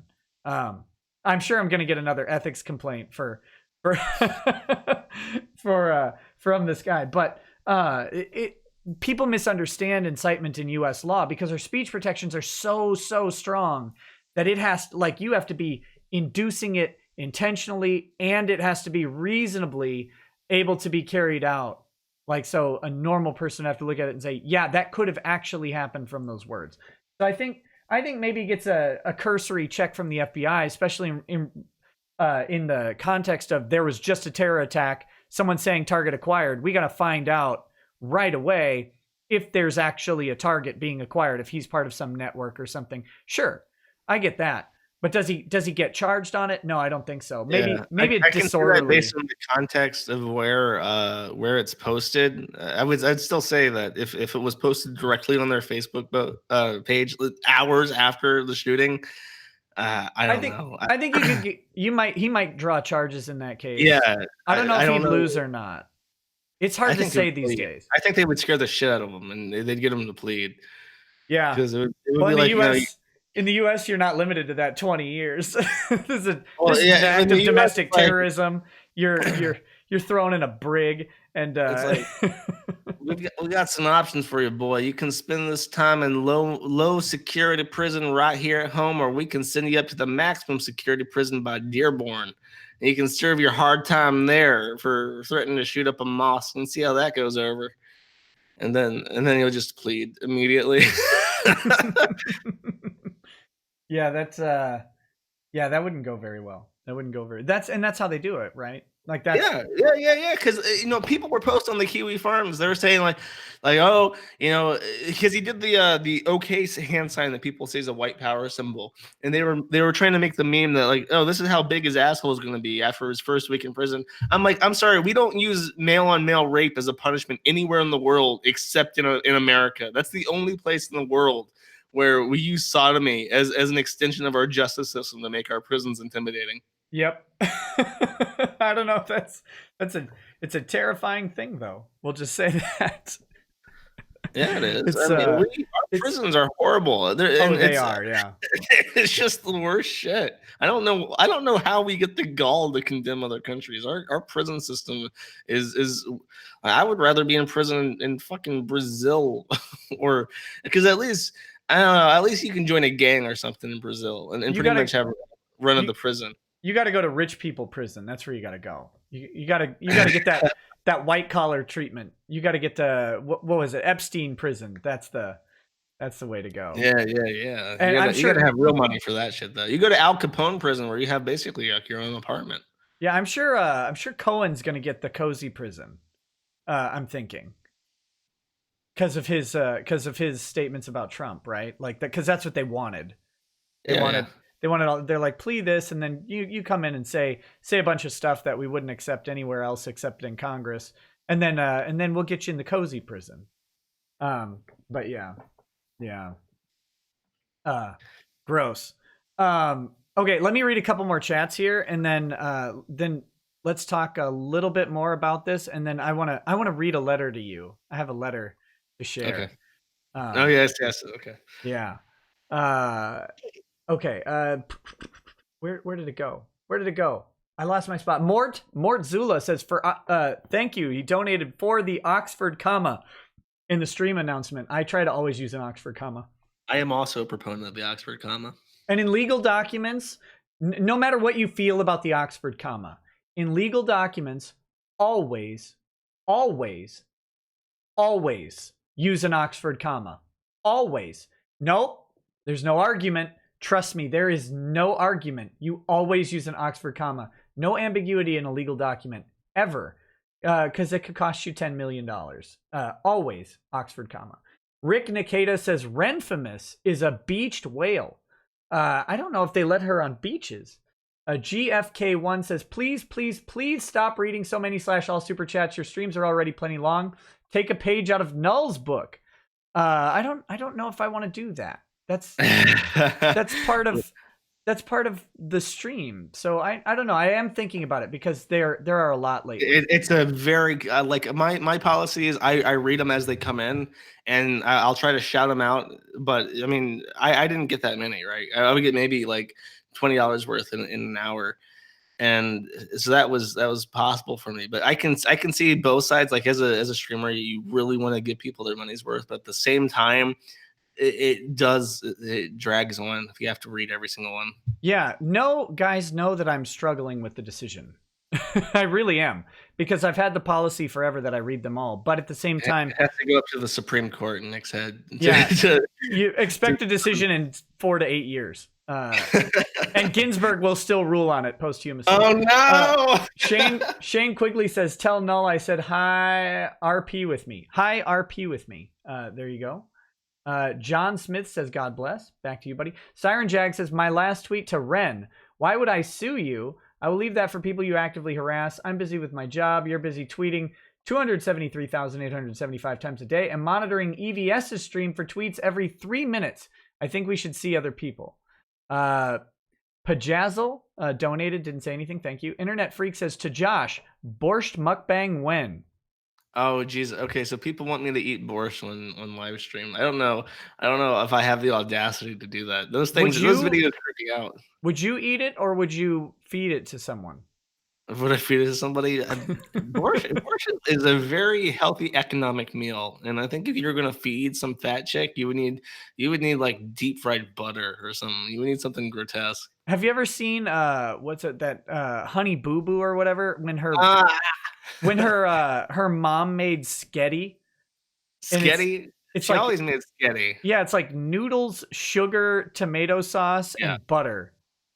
That's the really shocking thing is how sweet everything in the U.S. is. Like you leave the country, you go anywhere except the Philippines because the Philippines puts sugar in every goddamn thing more than the U.S. Um, but it's shocking. Like even eating a Domino's pizza between the U.S. and like Australia, they put sugar in their pizza, and you can taste it when you eat a regular pizza that doesn't have the sugar. It's like this is actually like a savory meal that's not sweet. This is Yeah, incredible. I don't like sweet in my meals. I really don't. I'm not a big fan. Like anytime I go to some American place that serves an Asian whatever, which just means they use like a sweet spicy sauce, I burn it to the ground. It's garbage. Yeah. Church of Kiwi Archive says, "Feed us, Everlord. We are starving." Goru says, "My Erver. uncle." What? Overlord. When you see it, Everlord. yes. Oh, because you can't say over. I've been working on my enunciation, but yes, when I'm casual, I'm just like, yeah, it's overrated, and people bully me about it. That's good. They should. They should. Goru says, "My uncle is the 68th most powerful paralegal in Canada. Be careful, drunken blackface lawyer. Your days of chair rights advocacy are numbered." Oh, thank you. Pajazzle, thank you for the donation. Y says, "Don't AWOO, $350 fine." Toya says, AWOO, 56709. Cringe Lord says, "Do you expect us to actually trip your canary?" Expeditus says, "You can't stop the signal." NWA Budike Barbosa says, "Josh, you don't like AWOO because she's not fat enough." Okay.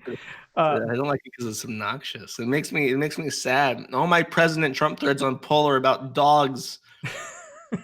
I'm gonna read three more, and then I want to do the whatchamacallit, finish up and then do the letter. Moist John says, "Ironic that the site being sought out by U.S. law enforcement for copies of New Zealand shooting footage is called Kiwifarms. Kiwis are stopping valuable info." No, that wasn't U.S. law enforcement. That was New Zealand law enforcement.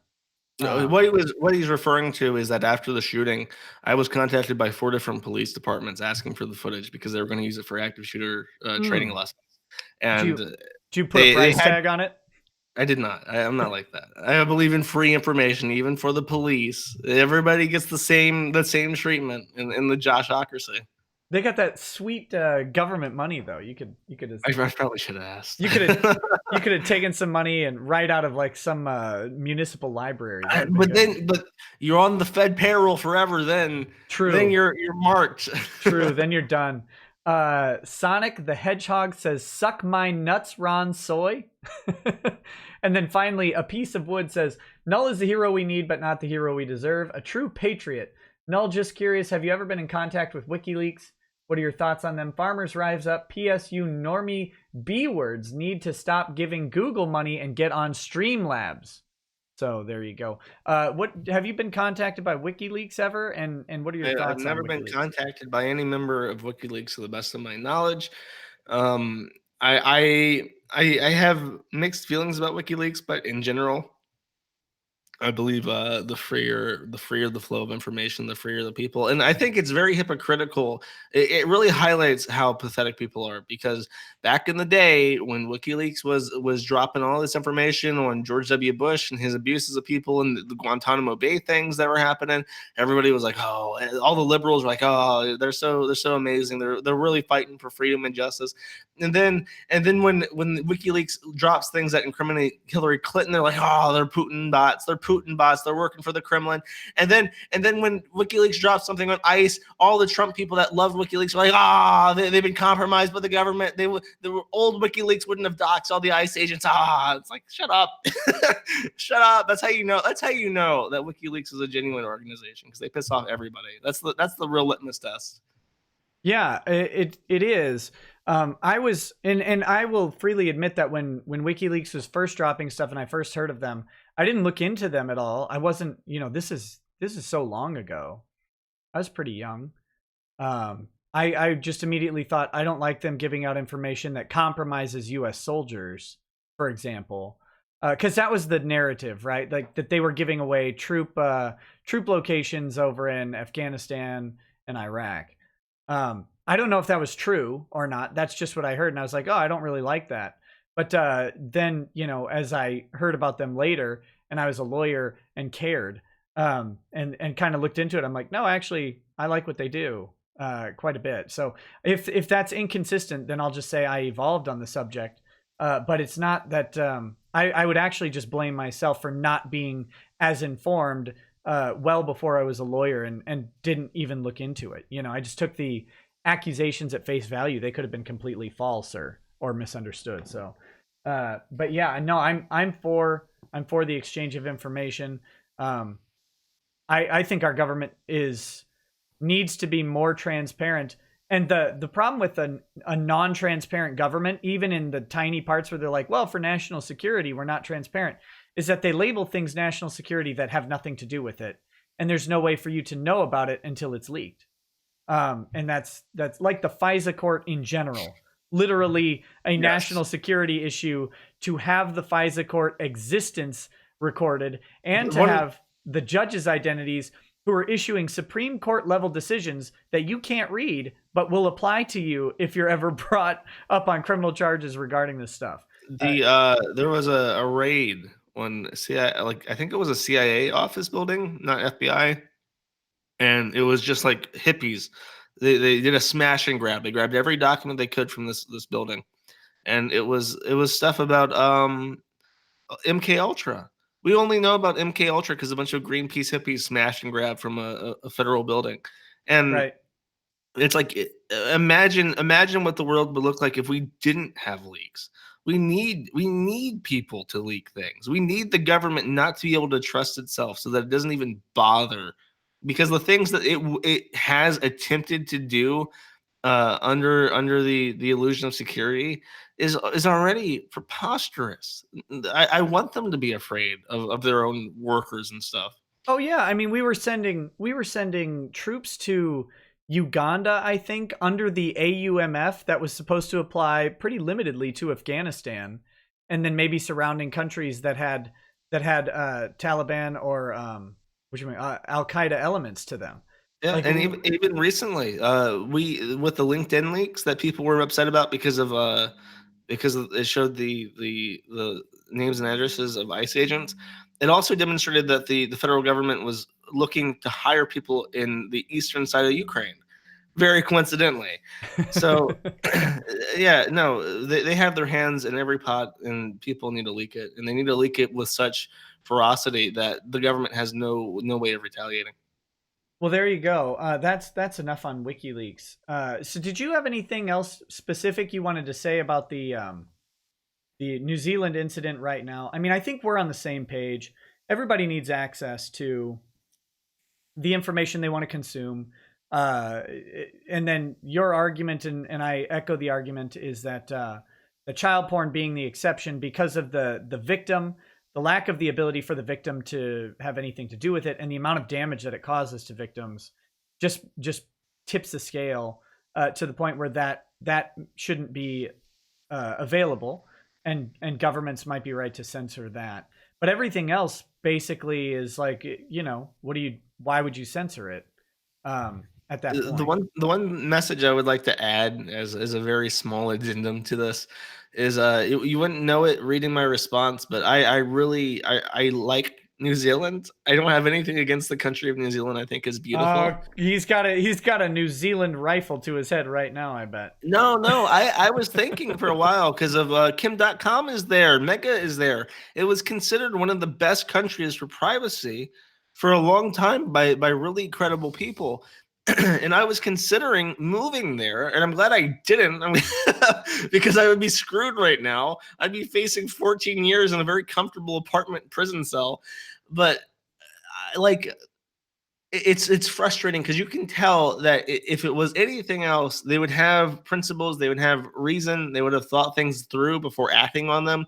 And it's just because of how intense and high velocity this is and how it was inflicted upon them, that they didn't have the mechanisms in place to react reasonably. And as a result, they've exacerbated it and made their country look terrible in the process, potentially driving out a lot of high-tech industry that they're bringing in. I get emails because I signed up. I was interested in moving there. I was on their mailing list for like employment options for tech industry stuff, and they're like, all this tech is moving to New Zealand, and it's a good privacy country. It's a really growing rapidly in the tech industry.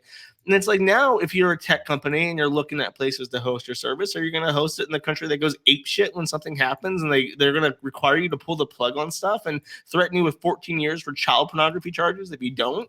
I'm like, no, you really risk it. And when people ask for censorship in the US, I say the same thing, because the only reason we make so much money off of tech, and the only reason why Google and Facebook and all these other companies, even 4chan and 8chan, headquarter in the US, despite everything, is that if it's legal anywhere in the world, it's also probably legal in the US. And if we start changing that, you're going to see such an exodus of tech capital from this country. They're going to go to Panama. They're going to go to I mean, if it gets bad, they'll go to UK. I mean, why not? They'll go to Switzerland and Iceland. Why would they stay in the US and pay our corporate income tax when they can go to Cyprus and headquarter out of there and get better treatment? There would be nothing keeping them there. You really, especially if you're going to be banking on tech capital, do not ever censor people in your country. Right. And just don't censor things in general. Like that's the rule you should start with, and then make very, very limited, if any. Well, if you're a greedy bastard and you don't care at all about human rights, think of all the money you'll lose if you censor people. There you go. That was nice. I'm sure they'll pull the gun off of you very soon. No, the funny thing is it takes one event, right? Like you said, everybody's great at all these things and freedom and liberty until that one nasty event, and then it's immediately, well, do you want your liberty or your security? I mean, we got to have the security. We got to get rid of this freedom. A little too much freedom here. And it's like, alternative is thinking about hard questions about why people are shooting each other. They don't want to do that. So the problem then is the streaming of it. Exactly. Okay, so I've got a letter for you. I've been waiting for this. I'm gonna screen share it specifically so that you can see it at the same time as everyone else. Hold on. I have censored addresses, but I have not censored any names. I censored names the other time, but I'm done with that. So that's I guess that's unfortunate. So this is from a Melinda Scott. I got this today. It probably came in the mail yesterday, but I got it today because I didn't get the mail yesterday. Dated March 12th, 2019. So this is fresh off the presses. Office of Lawyers Professional Responsibility. So if you don't know by now, Melinda Scott did go ahead and file an ethics complaint against me the other day, and it was turned down immediately by the Office of Lawyers Professional Responsibility. And the people who are considering doing it again should take note, I suppose, because there's more of them. So it's about me. It's about me. To whom it may concern, I'm in receipt of your letter, dated February 27th, 2019. I received the letter on March 12th, 2019, due to a delay in the postal mail system. I participate in Virginia's address confidentiality program for victims of stalking. My mail goes to the Attorney General's office and then to my residence. So apparently, I'm not familiar with this plan, but apparently there's like a whole office at the Attorney General's office in Virginia that has to go through and like verify the mail of stalking victims. My God, the amount of money. No, they're probably like a virtual office. Like they get a letter addressed to them, and then they just forward it, without reading it. I don't think it's like a prison thing where they have to go through it. I didn't think they'd go through the mail, but I think maybe they'd scan like the address and see if it's from a stalker. I mean, that's what I. Maybe. I see what you're saying. Maybe it just gets. Yeah, it's just to protect the address of the person. That's weird. Okay, so yeah, they must have like a PO box, and I did censor that. Next time we'll see. They did have that That PO box. So that PO box, that their mailing address must just be to them, and then they forward it along. I got it. Okay, that makes sense. Still seems like a complete crazy waste of money, but it seems like some of the people could very reasonably do themselves without relying on tax money for it. Because I have a virtual office in Florida still. That's where my servicing address is. I don't live there. Yeah, I just use a PO box.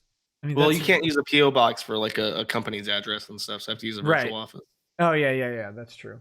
Okay, so this letter is a formal appeal of your decision not to investigate my complaint against Mr. Rekieta, Esquire. Oh, thank you for that. That was nice. Firstly, I would like to clarify some facts that were omitted in the complaint summary. It's a summary, Melinda. The complaint summary portion of the letter omits that I informed the Office of Lawyers' Professional Responsibility that Mr. Rekieta, 1, slandered me in the video he created concerning me. 2, that he is encouraging and enabling criminal activity. I don't think that's true at all. I don't know of any criminal activity that I have ever encouraged or enabled. 3, that he is trying to use me as an example to discourage pro se litigants. Let me just go on record. Absolutely, yes, I am doing that. 100%. In fact, if I don't do that, I might be violating my ethical obligations as an attorney. Pro se litigation is a terrible idea. Terrible. I understand why some people have to do it. That makes sense. But it is a bad plan to do pro se litigation. Always hire an attorney if you have any ability to do so. So 3 is correct. Although that's not a violation of my ethical obligation. 4, that he does not promote equal protection of the laws in the video, which is silly. I always do. That he does not promote justice in the video, and that he does not act professional in the video. These additional points that I asserted are important in assessing his conduct fully. In your letter, you stated that Rule 8A requires that, quote, allegations, if true, which would constitute serious misconduct reflecting adversely on the attorney's fitness to practice law, are to be investigated, quote, whether or not the actions were in the practice of law. I will also apprise you of exact statements made by Mr. Rekieta, since it appears to me the content of the video was not assessed before the issuance of the decision letter. I mean, maybe she got that impression when they said decided not to investigate, which I'm offended by because they didn't give me views, right? This is great. The Minnesota Bar Oath states that an attorney must protect the Constitution of the United States. In my complaint, I stated that Mr. Rekieta was mocking me as a pro se litigant and that he was trying to discourage pro se litigants. Like, Josh, does she realize that she's talking to attorneys? Like several, that's the board, right? It's a bunch of attorneys. Yes. I mean, really, Melinda Scott told me, or at least wrote, presumably with a straight face while writing, that because she had at some point intended to become a law student, she knew what she was talking about. That's in the same way that I, as once when I was a child, I intended to become an astronaut. I am a qualified spacefarer, so I don't know. You can't come at me with your NASA pedigree and expect me to not know things. I know about stars and shit. I go outside and look at those bad boys every day. I know tons of them.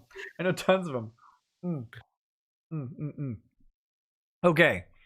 I stated that he does not promote equal protection of the laws within said video. Where have I? That's a weird one. I'm actually confused about that because I'm one of the most equal protection persons I've ever met. I think she's probably specifically saying that because, okay, you have to consider that she's an idiot. So she's writing this with the knowledge, with the absolute unshakable belief that she is 100% accurate in all of her legal knowledge. Right. And that her claim is 100% true. And because of mere technicality and prejudice within the system, she has been denied 6 times her complaints. So that's true. Writing this, she's saying that because she is a Jewish feminist, your advocacy that what she is doing is wrong is a bigoted judgment and not one of fair treatment. But I just want to let her know, Melinda, that's very silly. I think all the Jewish feminists should get the same treatment as everyone else under the law. The same treatment. not special treatment. You get the same. That's the equal part. The 14th Amendment of the Constitution states that no state shall, quote, deny to any person within its jurisdiction the equal protection of the laws. Yeah, they did that. It was actually for black people. Let's be very clear on what the 14th Amendment was created for. But we do all get to enjoy its protection now. But I don't think they were actually concerned about Jewish feminists when the 14th Amendment was passed. Although I'm a citizen of Virginia, your office holds jurisdiction over this complaint I have filed, and therefore jurisdiction over me. I mean, that not really. She's just submitting to the jurisdiction. The person making the complaint. To allow an attorney under your authority to mock a pro se litigant who is indigent and holds a federal right to file as an indigent pro se litigant is a violation of the 14th Amendment. That's not at all accurate. And also, I didn't say she couldn't file. I said she shouldn't. She should get a lawyer who would tell her the opposite. I think I even told her to contact legal aid. Anyway, both covert and overt forms of harassment aimed at someone exercising their federal rights is a way to deny equal protection. This is where it starts to get fun, because I think she starts quoting me soon. Within his video, Mr. Rekieta repeatedly makes demeaning comments about the nature and quality of my pleadings and attributes his assessment due to my pro se status. At one point, he states that my pleadings are an example of why you hire an attorney. Yes, that is true. In one part, he states that I wrote too much by attaching additional pages to the pro se litigant form. In another part, he states that I have written my pleading so poorly that I was only getting 1 out of 8 correct. He laughs and says, "What are you doing?" to mock how I wrote my pleadings. I love every time, like, because the judge has written about, she's written about me, and then the judge has written quoting her about things I've said about her. And she doesn't learn like how hilarious it is reading these things. They're like scripts to a comedy. Yeah, it's wild. I mean, aside from the fact that I don't actually want people to flood the board with frivolous complaints about my ethical responsibilities, they are funny. But it is annoying. But at least I get to laugh at them. He states that what I write doesn't make any sense.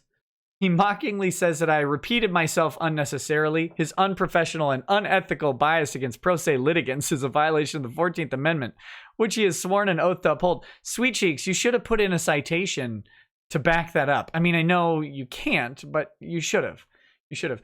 Further, the 14th Amendment states that no state shall make or enforce any law which shall abridge the privileges or immunities of citizens of the United States.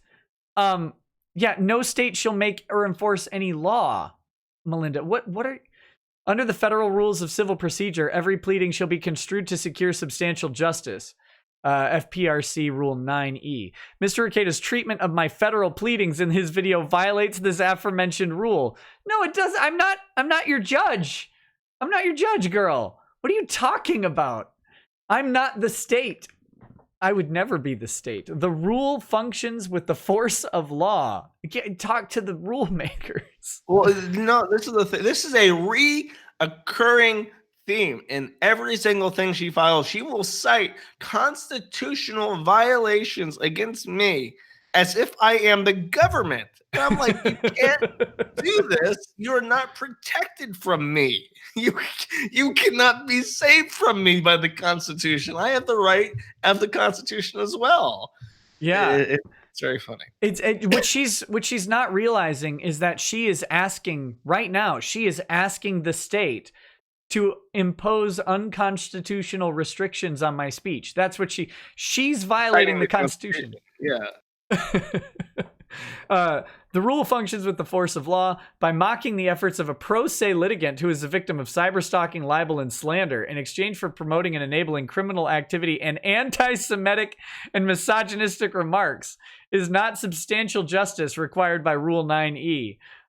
He deliberately has worked to make me a target because of my status as 1, a woman, 2, as a Jew, and 3, as a pro se litigant.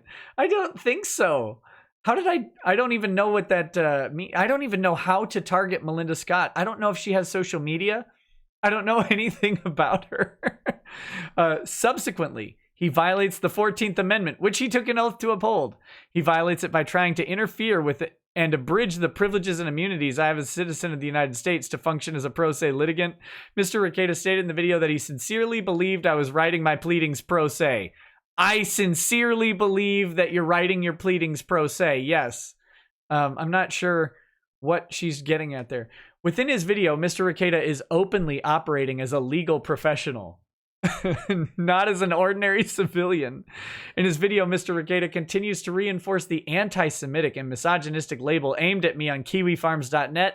He is a friend of the website. Hey, hold up. Yeah. You know that old Fox News videos where they're talking about 4chan like in mid 2000s, and the narrators like the remarks are often anti-Semitic and racist. That's she literally reads like a mid 2000s Fox News skit about 4chan. Yeah, she has to suck on that protected status teat as hard as possible. She thinks that'll be more effective, I guess. Maybe if I was her employer, but as far as I know, she doesn't work for me. Unfortunately, I bet you I could get so many tax credits hiring her dumbass. That would be great. I would never be taxed again. They'd pay me to keep her busy. I think the Americans with Disabilities Act would be covering you for life. He is a friend of the website owner and conducting the video in support of his friend Mr. Moon, who owns Kiwifarms.net. He openly acknowledges and greets Mr. Moon within his video. Yes, as a guest on my show, I do openly acknowledge and greet you, so that's good. I wonder if she was hoping for like a hostile interview. Like, do you know what you're doing to this poor woman? She's a feminist Jew. You can't say this shit. You gotta take this website down. She's got her wily Amendment. her wily vaginal Jew powers to come after you. I'm just hoping that she sends wily vaginal Jew powers in the next complaint, I guess. He encourages Mr. Moon in his video by saying, "Yes, seek the notoriety, Josh." Yeah, the massive notoriety of Melinda Scott trolling. That's can we take a second to acknowledge that she, for whatever reason, has opted to have 2 closing quotation marks around that "yes, seek the notoriety, Josh." Oh yeah, somehow she didn't do it on the other ones. It's not like the thing from her word processor. She copied the ending quotes and pasted it at the front of that statement when she realized she didn't open quote it. And it's bugging the shit out of me. I just want to put that out there. That's a weird one. An attorney who promotes an anti-Semitic and sexist agenda is not acting ethical or professional. Well, Pumpkin, honey face. You can say I'm doing that, but that's a legal conclusion. It's not even a legal conclusion. It's a conclusory statement. You haven't shown me to be anti-Semitic or sexist. I don't even know what an anti-Semitic sexist agenda is, but okay. In the video, Mr. Rekieta laughs with enthusiasm to twist my words into slander. I've twisted her words into slander, apparently. You gotta here's a cheeky meme. Okay. When you hear this woman say the word slander, you must pronounce it as slander. Because her husband made pointed videos, like a dozen of them, saying that I'm going down, I'm gonna get taken down. They're working together. They're gonna make so much money suing me. Just saying all this shit.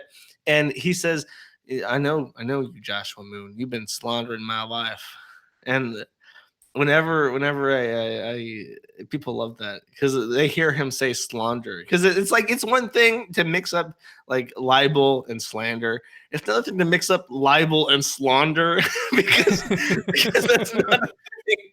So you have to look out for that. I have to ask you, which husband? I've heard she's had over 4,000 husbands. Literally over 9,000 husbands at this point. Oh my gosh. He repeats.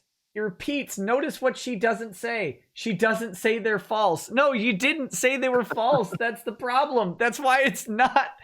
You have to allege a false statement, Melinda. I'm giving you a course on how to do this, and you don't even realize it. To twist my words into false meanings and to insinuate derogatory messages about me. No, it's to show the deficiency in your pro se litigant stated pleadings and statements. Is that if you don't allege that or if you don't assert their falsehood under oath, then they can't be slanderous. They have to be false to be slanderous. He states, "Lady, is it true?" in a disrespectful, suggestive tone, even though my statements in the pleading clearly appeared under the titles defamation, false light, and negative light. Melinda, heart to heart. Okay, no joking, nothing aside. Consider this mentorship and not legal advice. When you're writing a pleading, look up Iqbal versus Ashcroft and Twombly versus Bell South or whatever, and you could Google the Iqbal Twombly standard for pleadings, and you have to assert facts which lead to legal conclusions. You can't just state defamatory statements. So you have to assert the fact that the statement is false. That's why your pleadings are deficient, because you're not even telling the court that they're false. You're just leaving it in a subheader. A subheader is not a statement of fact in the pleading that the court can use. The main reason why that they're failing is as Judge I think it's James P. Jones P. Jones. I don't know. What he has pointed out many times is that she has failed to state a claim. She has not once ever, even in the lawsuit that she won, ever said that this person has violated this law and I am to be awarded this as a consequence. She has never once laid the foundation for her case. And the one that she did win was a criminal thing against her stalker. And I don't know if she did that pro se or if she had help. I'm assuming she had help. She could have. It's criminal. Right. Yeah, if it's criminal, it's the state did it, right? She didn't do anything other than tell them things. If she would have just Googled failure to state a claim, she would probably get linked to any number of articles talking about Iqbal versus Ashcroft. He explains how to do it. He has explained to her in very patient ways, multiple times, how to write the argument in such a way that it passes the first level of scrutiny, which is, what are you suing for? Right. You've got to tell the court why all this matters, why it's unlawful, and you can't just say it is unlawful. You have to let them come to that conclusion. Okay, so they here under the title. He mocks why I would put allegedly in parentheses to insinuate that I committed adultery. Yes, why wouldn't you just say allegedly? It doesn't have to be in parentheses. He openly states that I've had too many husbands.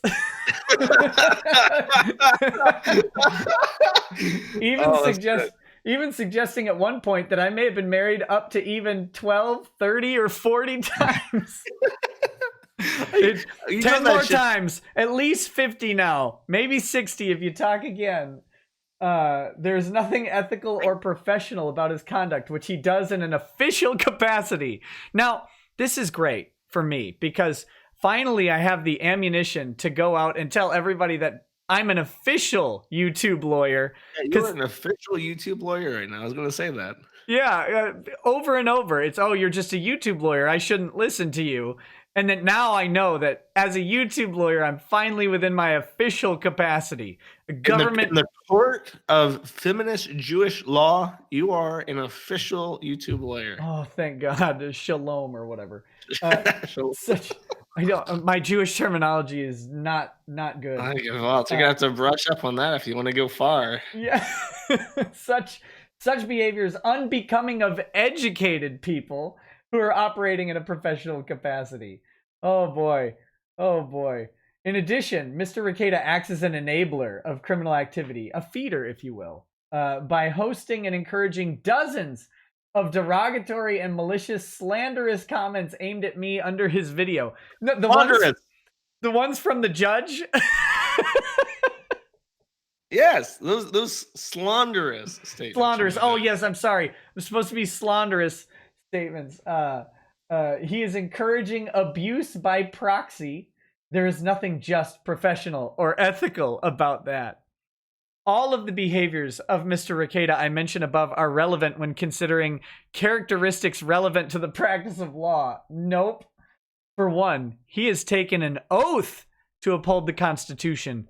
Two, he has a legal duty as a legal professional, or he has a duty as a legal professional not to use his professional station as a platform for one, encouraging criminal activity, or two, promoting racist, discriminatory, and sexist statements and treatment for others. Citation needed, sweetie. In his video, he tells me that I should, quote, submit to the patriarchy. In another place, he states that I have wicked Jewish powers.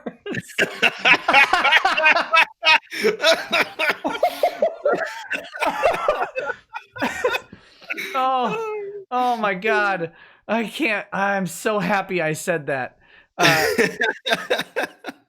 Now, this is my favorite part, of course.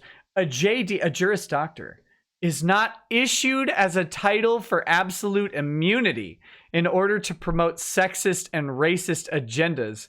It is a degree issued to be upheld with professionalism, ethics, honor, and dignity when acting in an official capacity. No, a JD is a piece of paper you get that says you completed the credit requirement decided by the ABA to go ahead and pass law school. That's it. That doesn't make you a lawyer or anything. It's just a degree. It's just a degree and has nothing to do with any of this. Sincerely, Melinda Scott, CC. She went ahead and sent it to me out of courtesy. Thank you so much, Nicholas Robert Rekieta. So they're making sure that you don't have to wait, so you can read it. I know it was right now. It was very nice of her, and I have to thank you. I have to thank you for ruining my professional reputation over and over again. Well, I mean, I'm helping you wallpaper your room. You know, I can't physically come over to your home and paint your house with you and share a beer with you, but I can get enough people to send you documents to physically cover the inside of your house, and that's the best I can do. Yeah, and it's so far it's going very well, and I only expect it to continue. There's a good chat here. It says, Craig Dawes says, if you ever get merch, can it say I have wicked Jewish powers? Well, one, probably not. But two, I do have merch, and it's listed in the description. There's a link right to it. And it's probably cycling below your video because I have the partnership thing from Teespring or whatever. So you can check it out. And there's more merch coming. There's some good stuff coming.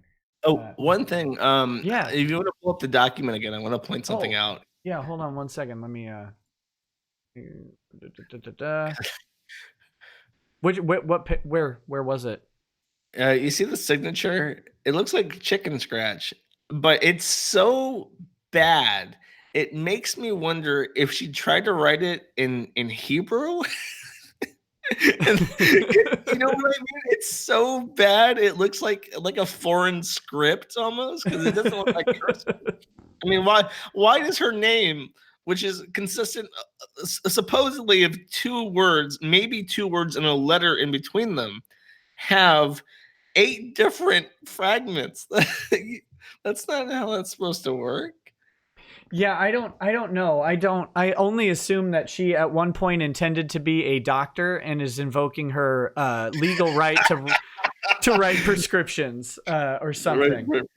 Yeah, if you signed a prescription with that signature, every pharmacist would take it at face value as being a legitimate script. There's no way that a normal person would sign their name this sloppily and shittily. They'd believe it immediately. They'd be like, "Oh yeah, give this guy all of the opiates that we have." Actually, I think they probably have standing orders to do that, but that's a different discussion. Oh my God, what a disaster! What a disaster our world is in. When upstanding citizens are denied their right to be pro se litigants by internet lawyers who have literally zero influence over their lives. Oh my gosh. Whew. Sometimes I forget the power that I wield, Josh. Do you ever do that? Do you forget the power that you wield? To Apparently, I thought I was a shit posting website a couple days ago. Now I'm no, apparently enemy number one of New Zealand. I don't you know are how that happened. you are the voice. You are the voice of memeing mass murderers everywhere. And My mother's proud, I'm sure. um, I need to read a whole bunch of chats. So let's burn through those, and if there's anything left, or do you have a little bit? I hate to keep you. I don't want to ever make other people think that they have to stay. I know you've been very busy, so you are welcome to stay. But if you need to go at any point, please let me know, and I'll graciously allow you to exit. Sure. I'll just sit back in case one of them is to me. I think a couple of them were. Oh, So. I'm sure some of them are. Okay, Lord Rap of Rap Mountain says the next mass shooter is going to stream using a 360 3D camera so people can watch it in VR. Oh God, don't give them ideas. That's horrible. Blaine 20 says F and salute for massive flooding in the Omaha area. Stay safe, everybody who's in Nebraska. Also reconsider your life choices. As I say from Minnesota, don't get me wrong. According to James, says, why hasn't there been any mention of the other 3 arrests? Multiple sources reported 4 arrests in total. How are the others involved if they were? I have no idea. I think they were rounded up.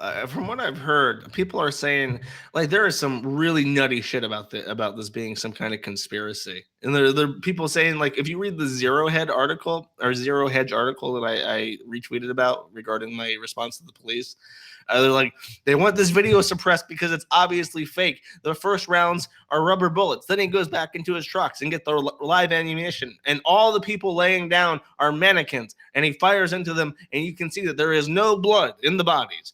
And it's like I don't know about that, buddy. I'm pretty sure I could see them moving and screaming and having their heads blown open. But maybe that's just me. Yeah. The other thing is, I think I was talking to someone about this yesterday. That I haven't watched this video, so I'm talking about other things I've seen, specifically like the Daniel Shaver video. That was the guy who got plugged by police down in Arizona in the hotel hallway. The crazy difference between Hollywood and reality is that when people get shot in reality, the blood goes down. The blood doesn't go like all over the place. It's not like arterial spray, painting walls. It's people tend to drop because a bullet, especially from a high velocity bullet from like an AR-15, is a pretty small round, and it punches straight through. And the exit wound isn't even that huge, but people crumple. Their bodies go into shock, or they're dead, and they crumple. And unless you hit very specific spots, most of the blood comes out of those wounds as they bleed out. It's not like you don't get a pint of blood from a bullet that's this big going through you. A pint of blood doesn't spray out the back with the exit wound. There's a small hole, there's some blood splatter, but most of it pours out or pulls into your body and has to come out later. So it looks very, very different. So yeah, I can see where people get confused, but that's not how we work. Like that's our an bodies... indictment on Hollywood more than anything. Yeah, any Hollywood has people getting knocked over by bullets, and like simple physics would tell you that that's not how they work. If they did that, they wouldn't pierce your skin. We're talking they punch through very fast in very small places. And sometimes they go through entirely. They just shred and rip out and go into the wall adjacent. So right, and yeah. Anyway, well, that's enough talking about that. It's a weird misconception, and people tend to use it to forward conspiracy theories. But it's like when you watch people get. That's actually, to me, that's the most disturbing part of watching people die, is how inglorious it is. Yes, they just drop. They become an object. They become an object, and the life is taken out of They literally ragdoll. It's creepy. Yeah, it doesn't look right. Doesn't look right at all. That was the thing with 9/11 too. Like when the plane hit the tower, it didn't look correct. It was like that because your brain doesn't. Well, for me, I'd never thought about what a plane hitting a building would look like. So you watch it just kind of like get sucked into the building. It's like, well, that's weird. Yeah, and like even like the shots of it, they're tracking the plane, right? And then they overshoot it because once the plane they expect it to come out the other end. almost. And then they have to readjust the camera because they're like, oh wait, that didn't happen. So the mind expected something of the cameraman, the civilian cameraman expected something different than what happened. I think you expect like the plane to chop through the building and carry through, or you like literally. I think people expected the building to sway and like tump over, but there's such massive structures, and we forget that, I think. But anyway, that's some exposition. Seth says, in the midst of getting a new job, family loss, and difficult classes, your streams have given me solid lulls and something to look forward to during late nights and stress. Keep being you, good sir. Thank you. I will do that. John Smith says, the eyes of the Jew powers are upon you. Tragic the garnering. Rip my country. Sorry, buddy. That's a New Zealander right there. And yeah, it really is a shame, but you know, hopefully you have staunch advocates that do stand up and say difficult things. Honestly, that's the people that you need to learn to appreciate, is the people who will stand up and say, yeah, I get that this is a bad thing that happened, but that doesn't mean we need to give up everything we believed in yesterday. Colonel J says, "Hey, woo." Blaine says, if they can't lie if we are eyewitnesses, they like to lie about the body counts on just about every shooting. That may be true. Moist John says, Serbs are Turks. Croatia remove Brenton. Okay. Anthony says, what is it about being a paralegal that makes them so autistic? That Leaf on Twitter is really mad at you for being mean to Soye. Also, Weefek is gay. Yeah, I don't know what. So, Josh, you know, the Vic Mignogna thing or whatever, I'm attracting the ire not of other lawyers, but only of paralegals. Like, I've got a team of paralegals that are questioning my legal knowledge constantly over on Pretty Ugly Little Liars, over on Twitter. They're sending the best and brightest paralegals they can find. All the paralegals I've ever met are actually reasonable and well-grounded people, but the ones on the internet seem internet ones. Yeah, it's probably Dunning-Kruger. It's like, you know, they're around it and they think they know a lot more than they do, because they hear so much of it, but they actually haven't taken the steps to get a degree in it. So yeah, they like to pretend they know more than they do. And of course, my favorite paralegal is Russell Greer. Of course, the master. Yeah, he's like their what's the who's the guy who the whistle and the snakes, the whistle and the snakes off the Peter the. He's the face. He's the face of the industry. Oh God, that poor industry. The Texan 83 says, not to make light of the attack, but the funniest part of it all is Facebook friends in the States trying to, this another New Zealander, trying to tell me what it's like to be in a country I've lived in since 2004. Yeah, that's just the magic of Facebook right there. Polly says, remember lads, subscribe to PewDiePie. Rolana1 says, doesn't Facebook delete profiles of deceased people? I don't think they do that as a policy. I think you have to request it because they wouldn't know otherwise. But I don't know that they do that. Hoosier Highway says, Null, is the captain still in contact with Chris? Oh, sorry. I have no idea. I haven't been keeping tabs on Chris for months. Okay. Yeah, well, I have no idea. I'm not Null, though. They asked you. Maxwell Silver says, hey, yo, Nick, when you getting Gavin on? What, like Gavin McGinnis? I don't know. I guess he could come on the show. See how that goes. Polly says, Josh, I will pay you one whole yang if you do a feeder stream. What's a yang? Is that $1,000? I think. Yes, I've been tweeting about it, that we need to start calling it $1,000 instead of like a stack or a grand. We're just going to call it a yang. Yeah, you got to get a yang. I like it. 5 yangs. Yeah, it works. This person will give you a yang to do a feeder stream. I fucking do it. Easy yang. Easiest yang in my life. Get that down in a contract. Maxwell Silver says, yo, Nick, want to go to an Amy Klobuchar with me? Oh, God, like a rally? That sounds horrible. According to James, maybe, call me buddy. According to James, I disavow Spyro 3 for inspiring ethno-nationalism. Mundane Matt says, love the show, Nick. Keep doing what you're doing. Please promise me to never go on an Indiegogo trip with Andy Worski and eat burgers out of the trash. # Gunt. I don't think that's in the plans. It would be very hard for me to do that. I have too many kids to take care of at home. Shane Quigley says 2 to 3 days await Null. The owner of Kiwifarms equals Crystal Gunt addict. Disavow. Tragic the Garnering says, screw you, Null. How dare you call my country poop? That's a New Zealander. Rude. Oh, I love New Zealand. Not as much as I love Israel, but it's up there.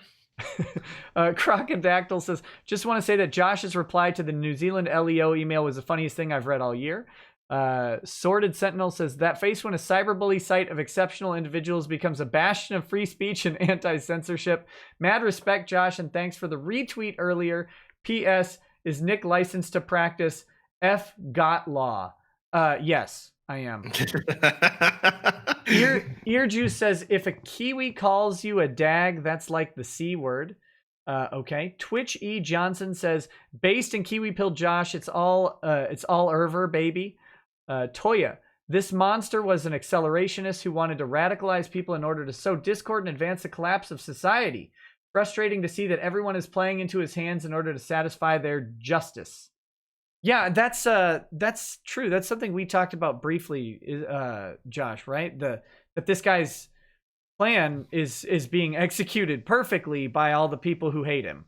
Yes, we didn't talk too much about. We had brief words right before the stream about intent, and I don't want to get into it too much, but I think that what he intended to do is being done.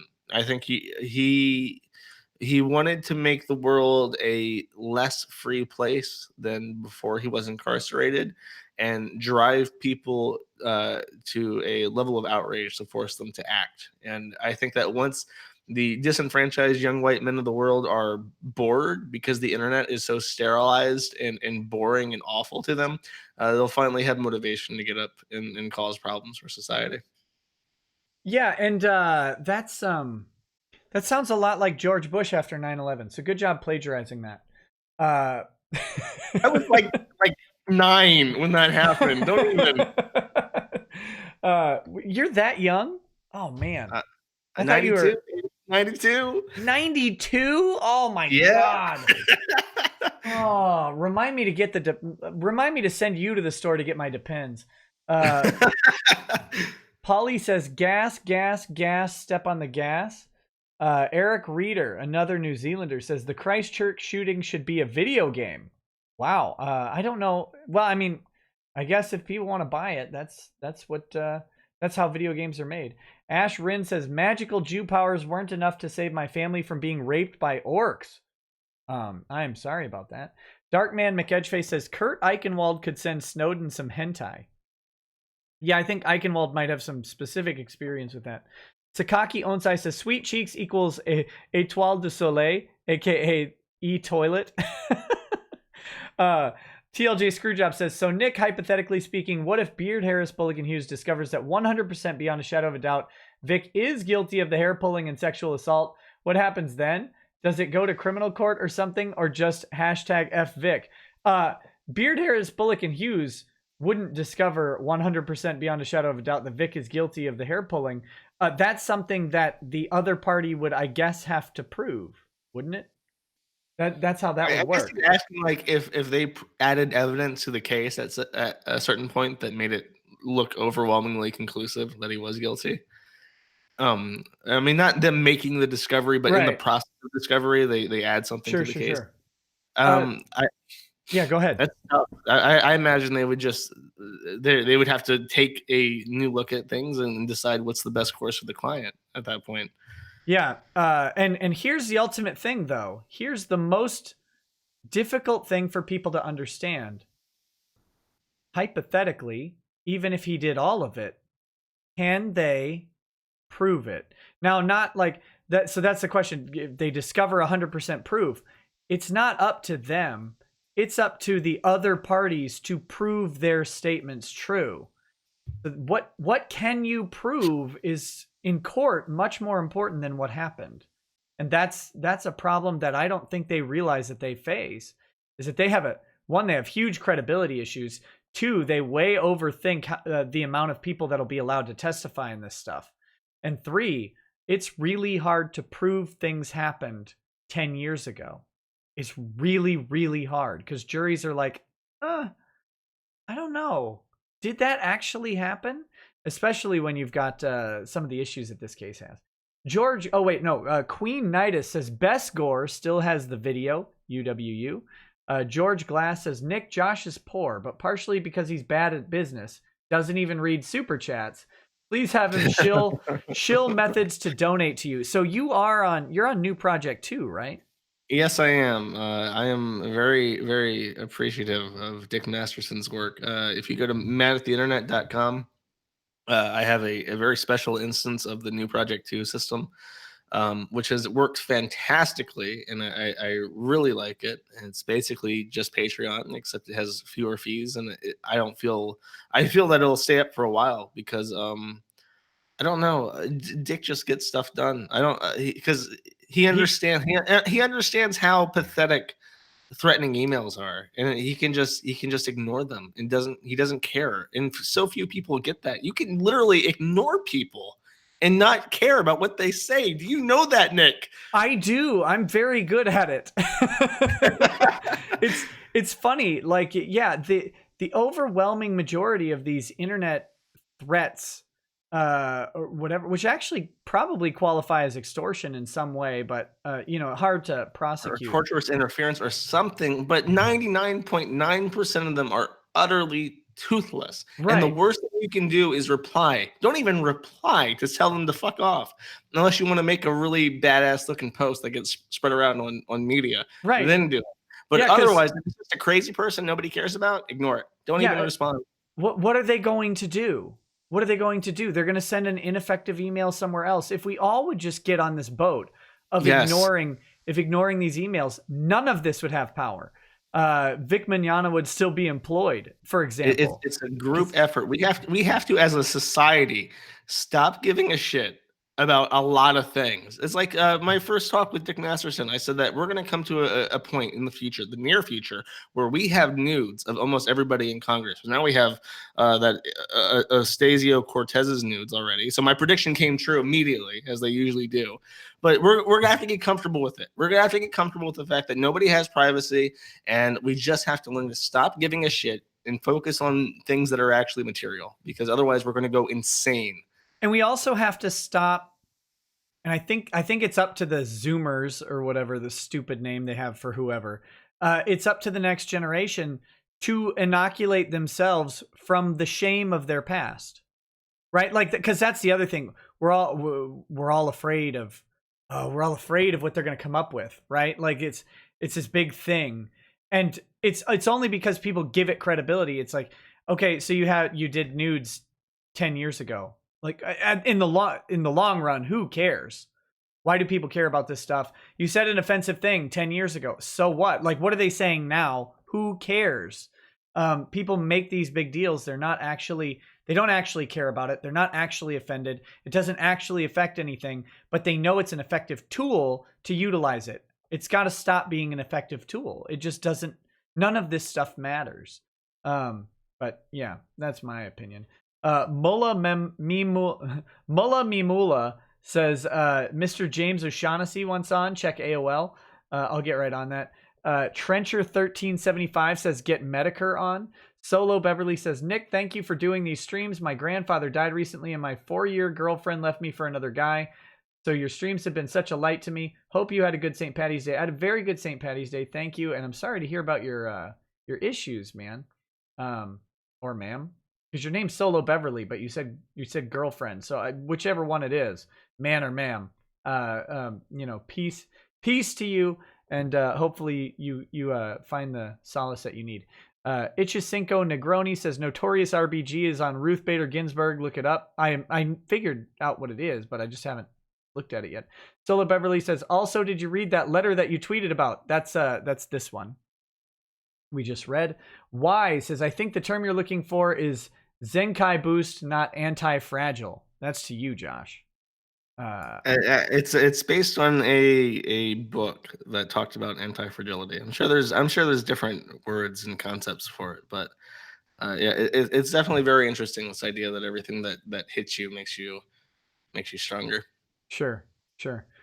Plantation Sensation says, check MySpace. Jim wants on. Thomas S says, would you consider having on Mike Boudet from Sword and Scale. Yes, I need to reach out to them this week. Recently got censored for saying non-PC jokes, and his show is getting shut down due to a smear campaign. Yes, many people have asked me to talk to them, and I haven't reached out yet because I've been very busy. But I'll do that. Russell T. Shackelford says, tune into the Hard Bastard / Hard News Network on YouTube for awesome news analysis and commentary Monday, Wednesday, Saturday, 8 p.m. Eastern, Tuesday, Thursday, Friday, 1 p.m. Eastern. Yorgamundo7 says, Anti-Fragile is from Nassim Taleb's risk-based philosophy. Highly recommend his book of the same name. It's thinking about complexity in a modern world. SJ Jar Jar Binks says, great work, by the way. What's to stop government treating you like Julian Assange and WikiLeaks? Look at his life now, regardless of public stink. The answer is nothing. And if they want me dead, I'll be dead. There's nothing anybody can do about it. Right. And the answer right now is that New Zealand is not the U.S. government, right? Like the New Zealand doesn't have the pull that the U.S. government does to make your life as miserable as Julian Assange's life. Yeah, and I mean there is the Five Eyes stuff. They probably will spy on me if requested and stuff. But it's just like I don't worry about it too much because I don't break the law. I don't break the law. I really don't. And if they're gonna, I don't know. It's just if they're gonna do what they're gonna do, and I can't worry about it or I go insane. Yeah. Seth Rich worried about it. Look what happened to him. Matt Ranostay says, keep defending free speech, Kiwifarms. That was just a joke because he's dead. SJ Jar Jar Binks says, get a hold of decommissioned military Russian hardware. Schwanz Gruberman says, hey, Nick, check Twitter DMs for real. Yes, that was about the kid who's facing 14 years. Guns Down in Hale says, we gave the ISPs $400 billion to get fiber in all homes and schools, and they spent it to buy their competition. Thanks, Clinton, you butt. Blaine20 says, Orient literally means east. It can be said to mean the light's place or something like that, referring to the sunrise. Tom531Cat says, the sad joke is the government and some industries cause more paranoia in society than the event itself. It's just a shame they act so backwards. True. I think that's very true. Now, okay, Josh, so when 9/11 occurred, I know you're 9 or whatever at the time, but that doesn't matter because you can look back on it now. One of George Bush, his statement was, we have to not let this shake our society, like go out and shop, go out and do the things that you did yesterday, right? Like he got a lot of crap for that. But what do you think about that message coming from the government? I mean, it's like I think Bush's reaction after 9/11 was he had like the highest approval rating in history after immediately following 9/11, and then he had one of the lowest a couple years later. Well, that's because he dragged on these wars for the next 8 years.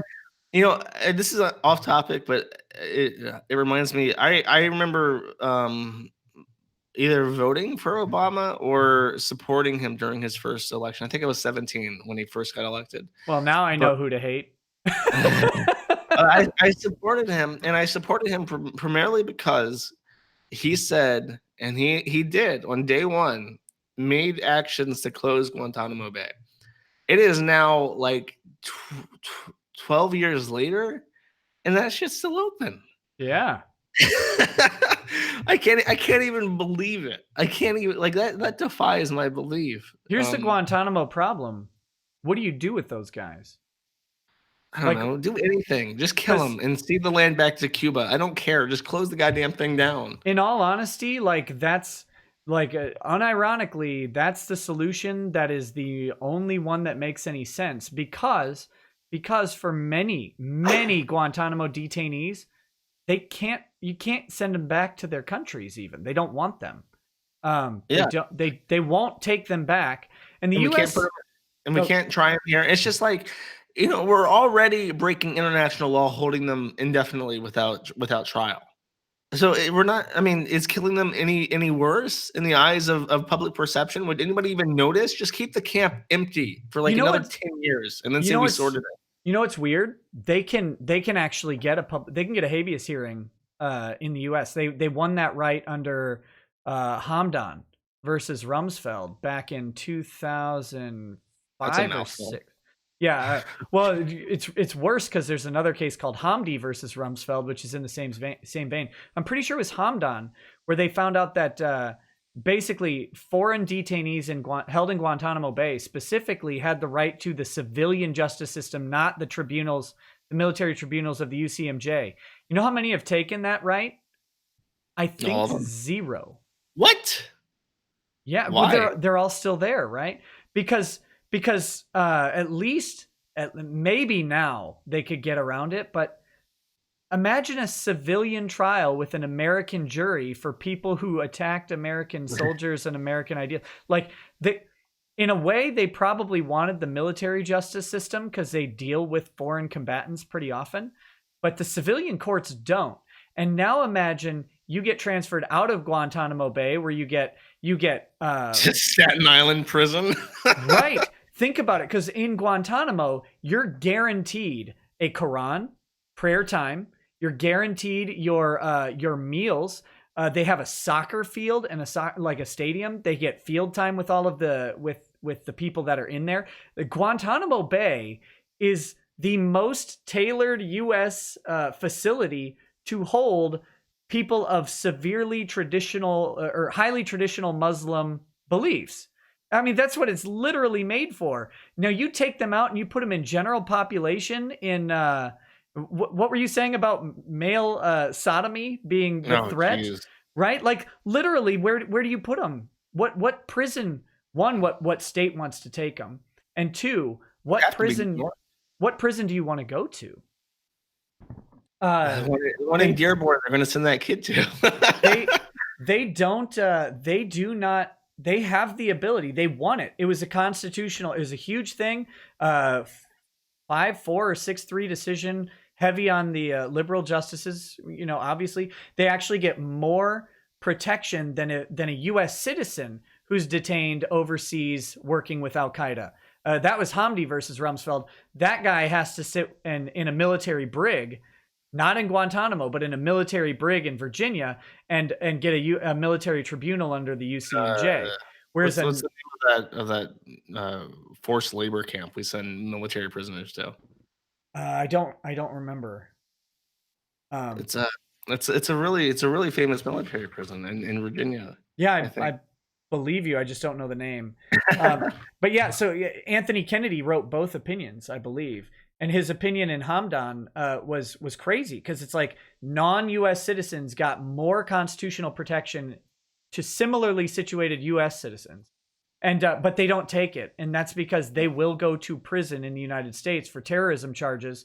They may face the death penalty, and worst case they'll go into Gen Pop at a prison with a bunch of people who might not like them very much, and might really not care about their strong traditional Muslim beliefs. So it's an interesting conundrum. So yeah, what do you do with them?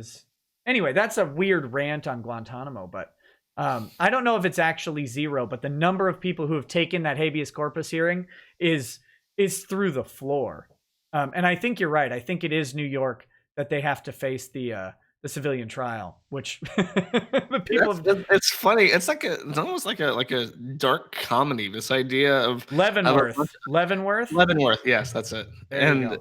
But it's like a dark comedy. This idea of sending a bunch of like a Muslim fundamentalists to like a New York black prison, and trying to make them like mesh. Like I can imagine that being something that is like a film or a book, because it's such a preposterous concept. Yeah, who knows how it would even play out? That's the weird thing. Like, because there are comedic ways it could play out. There's terrifying ways it could play out, and they're really 50-50 for me.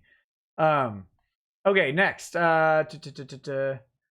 Blaine20 says, Nick Monroe said 2 days ago that US LEOs want the video for training but can't find it because of New Zealand, so they're asking Kiwifarms for it. Lol.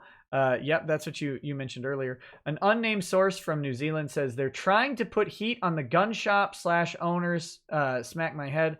Also, a possible name change of a rugby team for piss weak reasons too. Yeah, of course. After 9/11, they removed the song Bodies by Drowning Pool from the radio for a while because They removed many songs. There's a yeah. Wikipedia article listing all the songs that they removed. And they removed That's My Bush, the Trey Parker and Matt Stone show on Comedy Central making fun of the Bush White House, which was really a funny show. That pisses me off. Blaine20 says thumbs up for Oxford, comma. Blaine20 follows up with counterpoint. Hay reads them immediately and causes ADHD in the guest panel. I can go either way personally. I used to do that too, but it's too chaotic. It's too chaotic. The legendary Devil Hunter Dante says Renfamous is the one who graced me with a Twitter suspension. She's a real peach like that. And it's really nice that Twitter never suspends her, even though she literally harasses people constantly. Julio Santoyo says Honey Boo Boo's mom was arrested for possession of crack. Well, that makes sense. Blaine20 says you should have gotten international immunity in writing.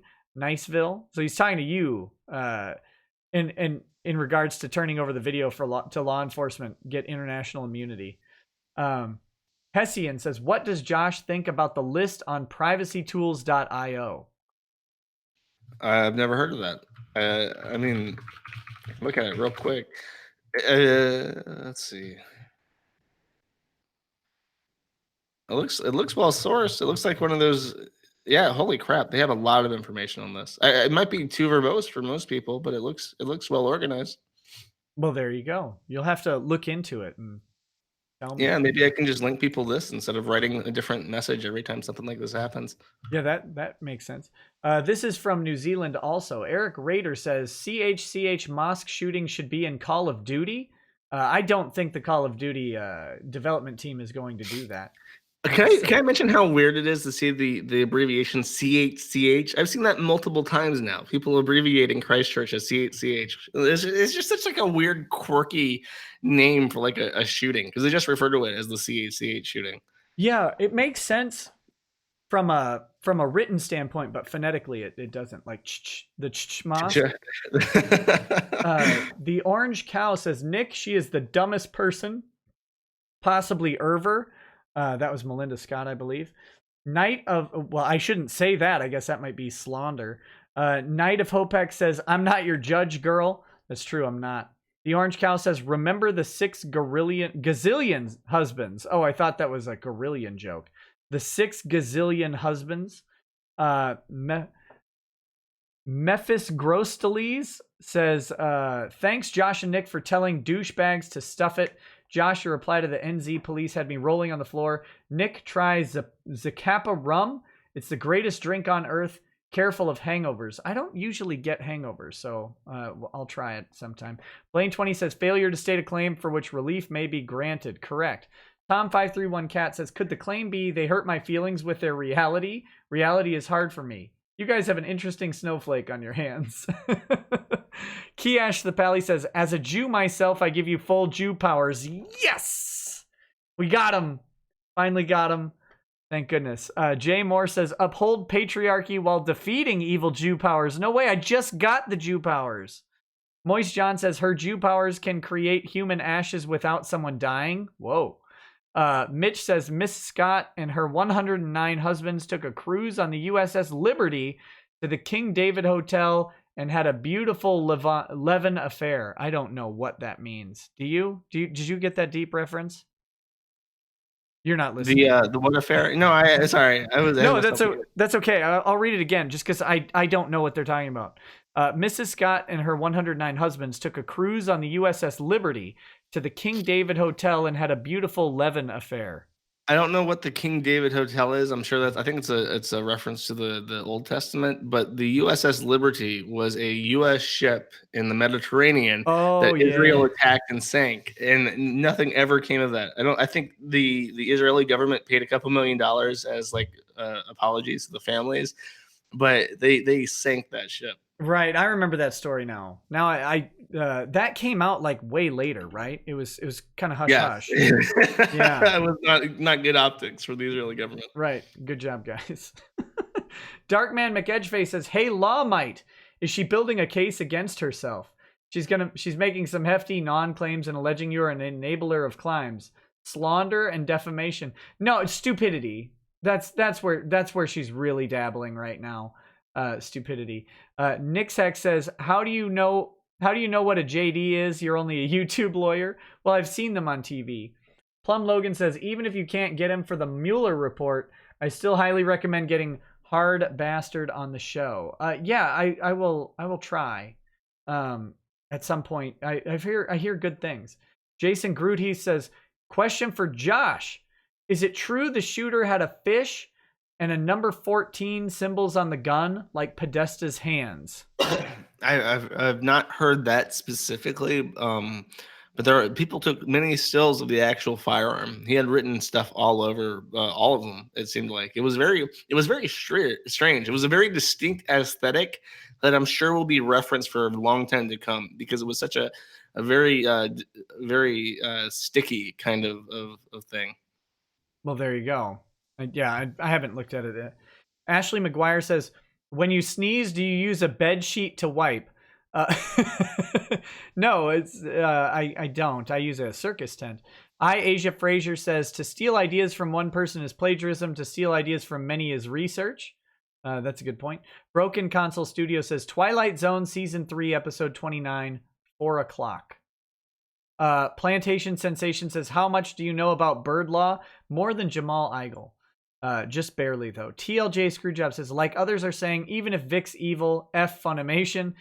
Vic is not evil, though. Like, I'm very convinced that he is very much a victim in this, and that he's being railroaded. And I think he's being railroaded by people who just don't like him, and that's the worst part.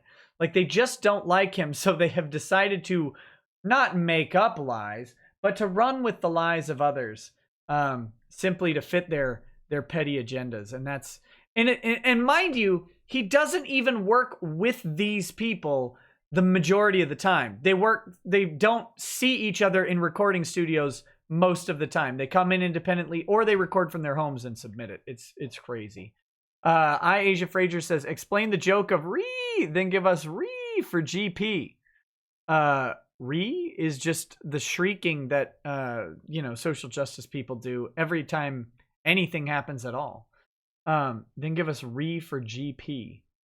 I don't know what GP is. Blaine 20 says, prior to Monica's hair pulling revelation, all of her tweets prove that she only believed the creepiness claims made by and about fans, and the one claim made in the Funimation investigation by Samantha. Moist John says, we're going to end up in an opposite era where you could have been Natsock crap posting as a college student, and it will be normal in a few decades. Okay. Harris says, Nick and Josh are both my favorite streamers right now. Josh's laugh warms my heart, and Nick's lawyer banter wrinkles my otherwise smooth brain. Tism says, where can I find SPCC now that Stream Me is gone? I have no idea. Tillip says, yeah. I'm sure. I don't know. I think he has a YouTube channel. If you have the YouTube channel link for SPCC, posted in chat, because he did go dark after Stream.me went dark as well. Yeah. So yeah, you can post that in chat. I don't have links disabled, although some people do have problems posting them, but I don't know what to do. They're not disabled. Tillip says, got a feeder over her. Andy Marcelli says, first time contributor. Thank you. Only day off all month. Wanted to finally watch one of these live, but had to miss it. Needed to be ready for Endgame by going to see Captain Social Justice or Marvel instead. Rando number 9 says, Nick, was Renfamous ever a male? Shimjur as a strong jawline. I don't know anything about Renfamous. Was that ever a male? I don't know. Francis Lasner said, hard bastard is my nig ga. So there are hyphens in there. So there we go. That's what I got, man. You have any closing thoughts on this? I mean, it's been a wild weekend for you. Oh yeah, I crawled into bed like pathetic. I've been up for like 30 hours, and things kind of slowed down, and the numbers were dropping. So I was like, okay, the crest has been peaked, and now there's enough. It's been decentralized hard enough where there are other sources than just this. So I went to bed and I woke up and the site was slowed to a crawl because I had configured things to work a specific way to handle 33,000 people.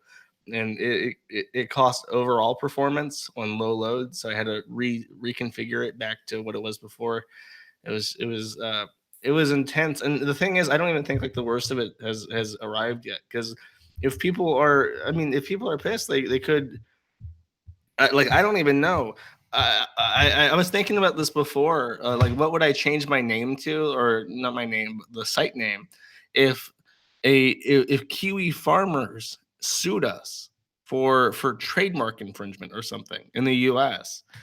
And I was thinking about that, and I was thinking about like, okay, well now is there a chance that as if this goes really big in New Zealand news, that this website called Kiwi Farms, not associated with New Zealand in any way, is sharing this video and making fun of the country and calling it a shithole? Are New Zealand grow operations for produce there going to get litigious in the United States? So but I already have plans for that. Like, what would I ask for? How would I negotiate with them to try and finagle money out of them to just buy the domains and stuff, and move the actual site content to something else that would be more future proof. Sure. Sure. That seems I don't know that they could get that. I don't know that they could get that from you. But maybe they I mean, could. the thing is, there's outrage power behind it, so that kind of greases things in their favor. And I think in general, it would be a completely uphill battle. But the thing is, I'm willing to play ball. If they're going to give me like $100,000 for the domain name, so that I stop besmirching their companies and stuff, and I would take it. As your lawyer, I recommend that you up that to 250,000. I'm just kidding. Obviously, I'm not your lawyer. I'm joking. Well, It's yes, a joke. if the time comes, I will consult people who know business and law better than I do, because I would want to. It's a big deal. It would be a huge deal if that were to happen. Yeah, Uh, you'd have to have a transition period where you let people know where to find yes, the new yeah, site and all sorts of stuff. And maybe you could even negotiate a demand that they add a link in on their page for the original Kiwi Farms has migrated to this new yeah.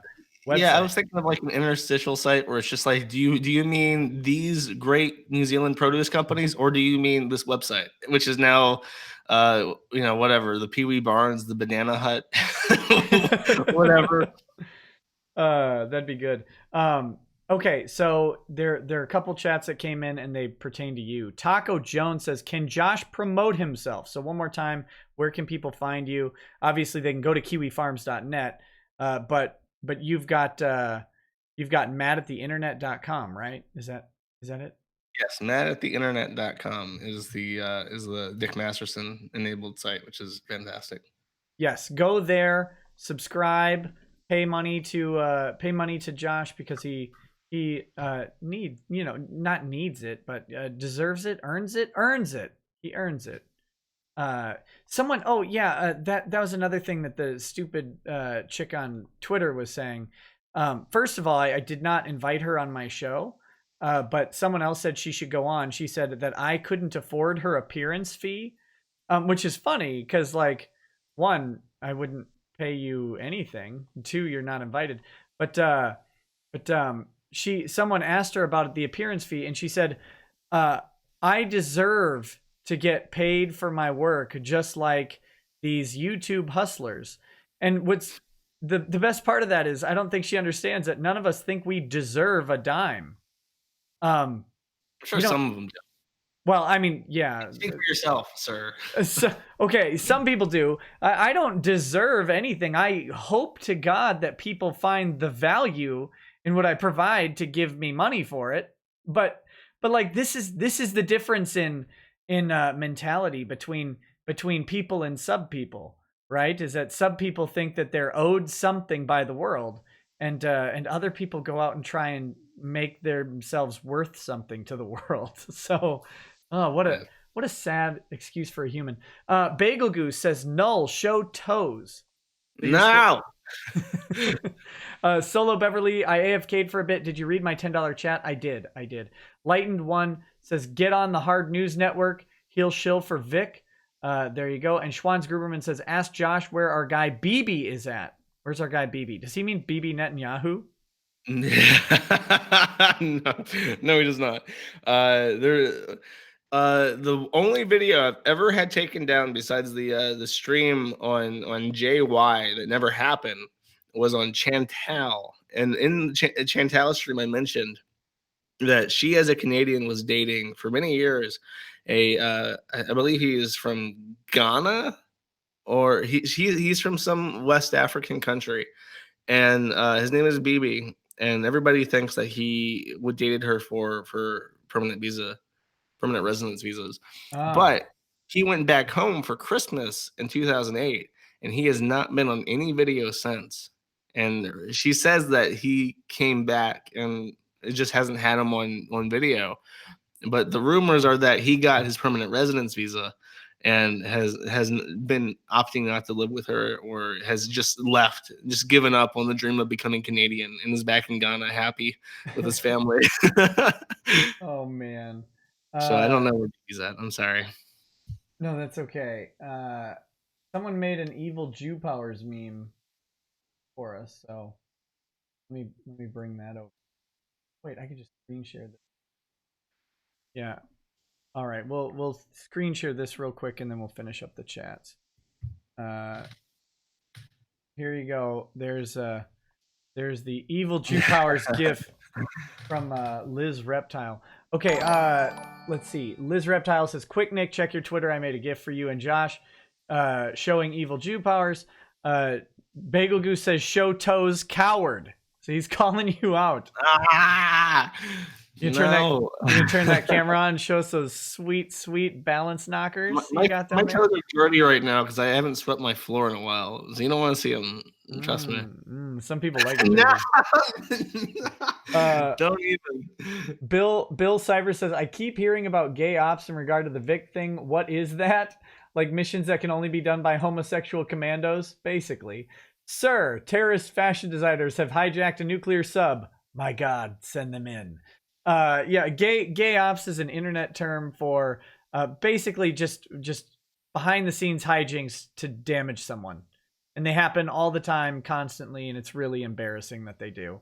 All right, let's wrap it up, man. Well, I thank you for coming on the stream tonight. I always enjoy chatting with you, and I'm glad that you have not been thrown in a a Maori prison or whatever. What's funny is that that article from that New Zealand website called it Aotearoa or something. It was the strangest shit, and I thought that was the name of like the area that Christchurch is in. But no, that's the Maori word for the country. The islands is Aotearoa or something, and it's crazy to me. Weird, man. Oh gosh, one more came in. Bagel Goose says, "I'll suck those toes clean." No! Show toes. It's preposterous. I'm glad that the mere thought of my toes is making you so much money, Nick. And then Y says gay ops equals civil conspiracy. Yeah, it very well could be. Very well could be. Well, thanks, man, again for coming on. I'm glad that the farm stands. The farm stands for everything the farm should stand for. People give you guys hell for all sorts of stuff, like, oh, they allow doxing, which, you can make your own ethical decisions about doxing, but it's largely not illegal in the United States. And you guys are necessary to protect speech. And it's funny that you are necessary to protect speech. I bet that was not a consideration when you made the site. No, my goal was to laugh at Christian Western Chandler. That was it. That's all it takes. All I want to do now, my whole goal at the site is to cultivate a type of community that if it were to be blotted out of existence, there would be thousands and thousands of young people aged 18 to 24 who would be in the position to create their own splinters, and it would propagate that way, which is why I try to be as accepting of all peoples. We're a very diverse community, and I try to keep it that way despite protests, because I think that enables that goal to as much as possible, is by making it as open as possible. Yep, there you go. And just for the record, no, and you can confirm this, I do not have a Kiwifarms account, right?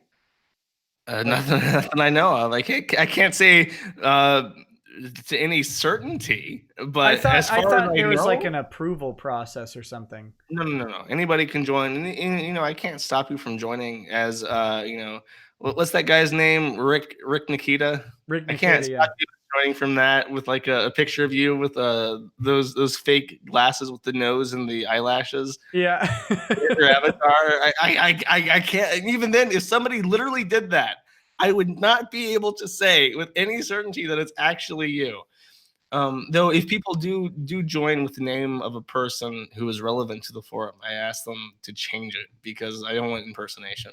Because I think that it's counterproductive to have imposters. So I would Yep. verify it or ask people to change it in that instance. Well, I've been accused and besmirched of having a Kiwifarms account several Slandered. times, and Learn the word. slandered. I've been slandered of having a Kiwifarms account. I actually don't. I don't. I go there frequently, but no, I don't have a Kiwifarms account. I don't think. I don't think it's my place to post on there, but it's certainly my place to observe it. That's and I think it's valuable. So We'll take your word for it.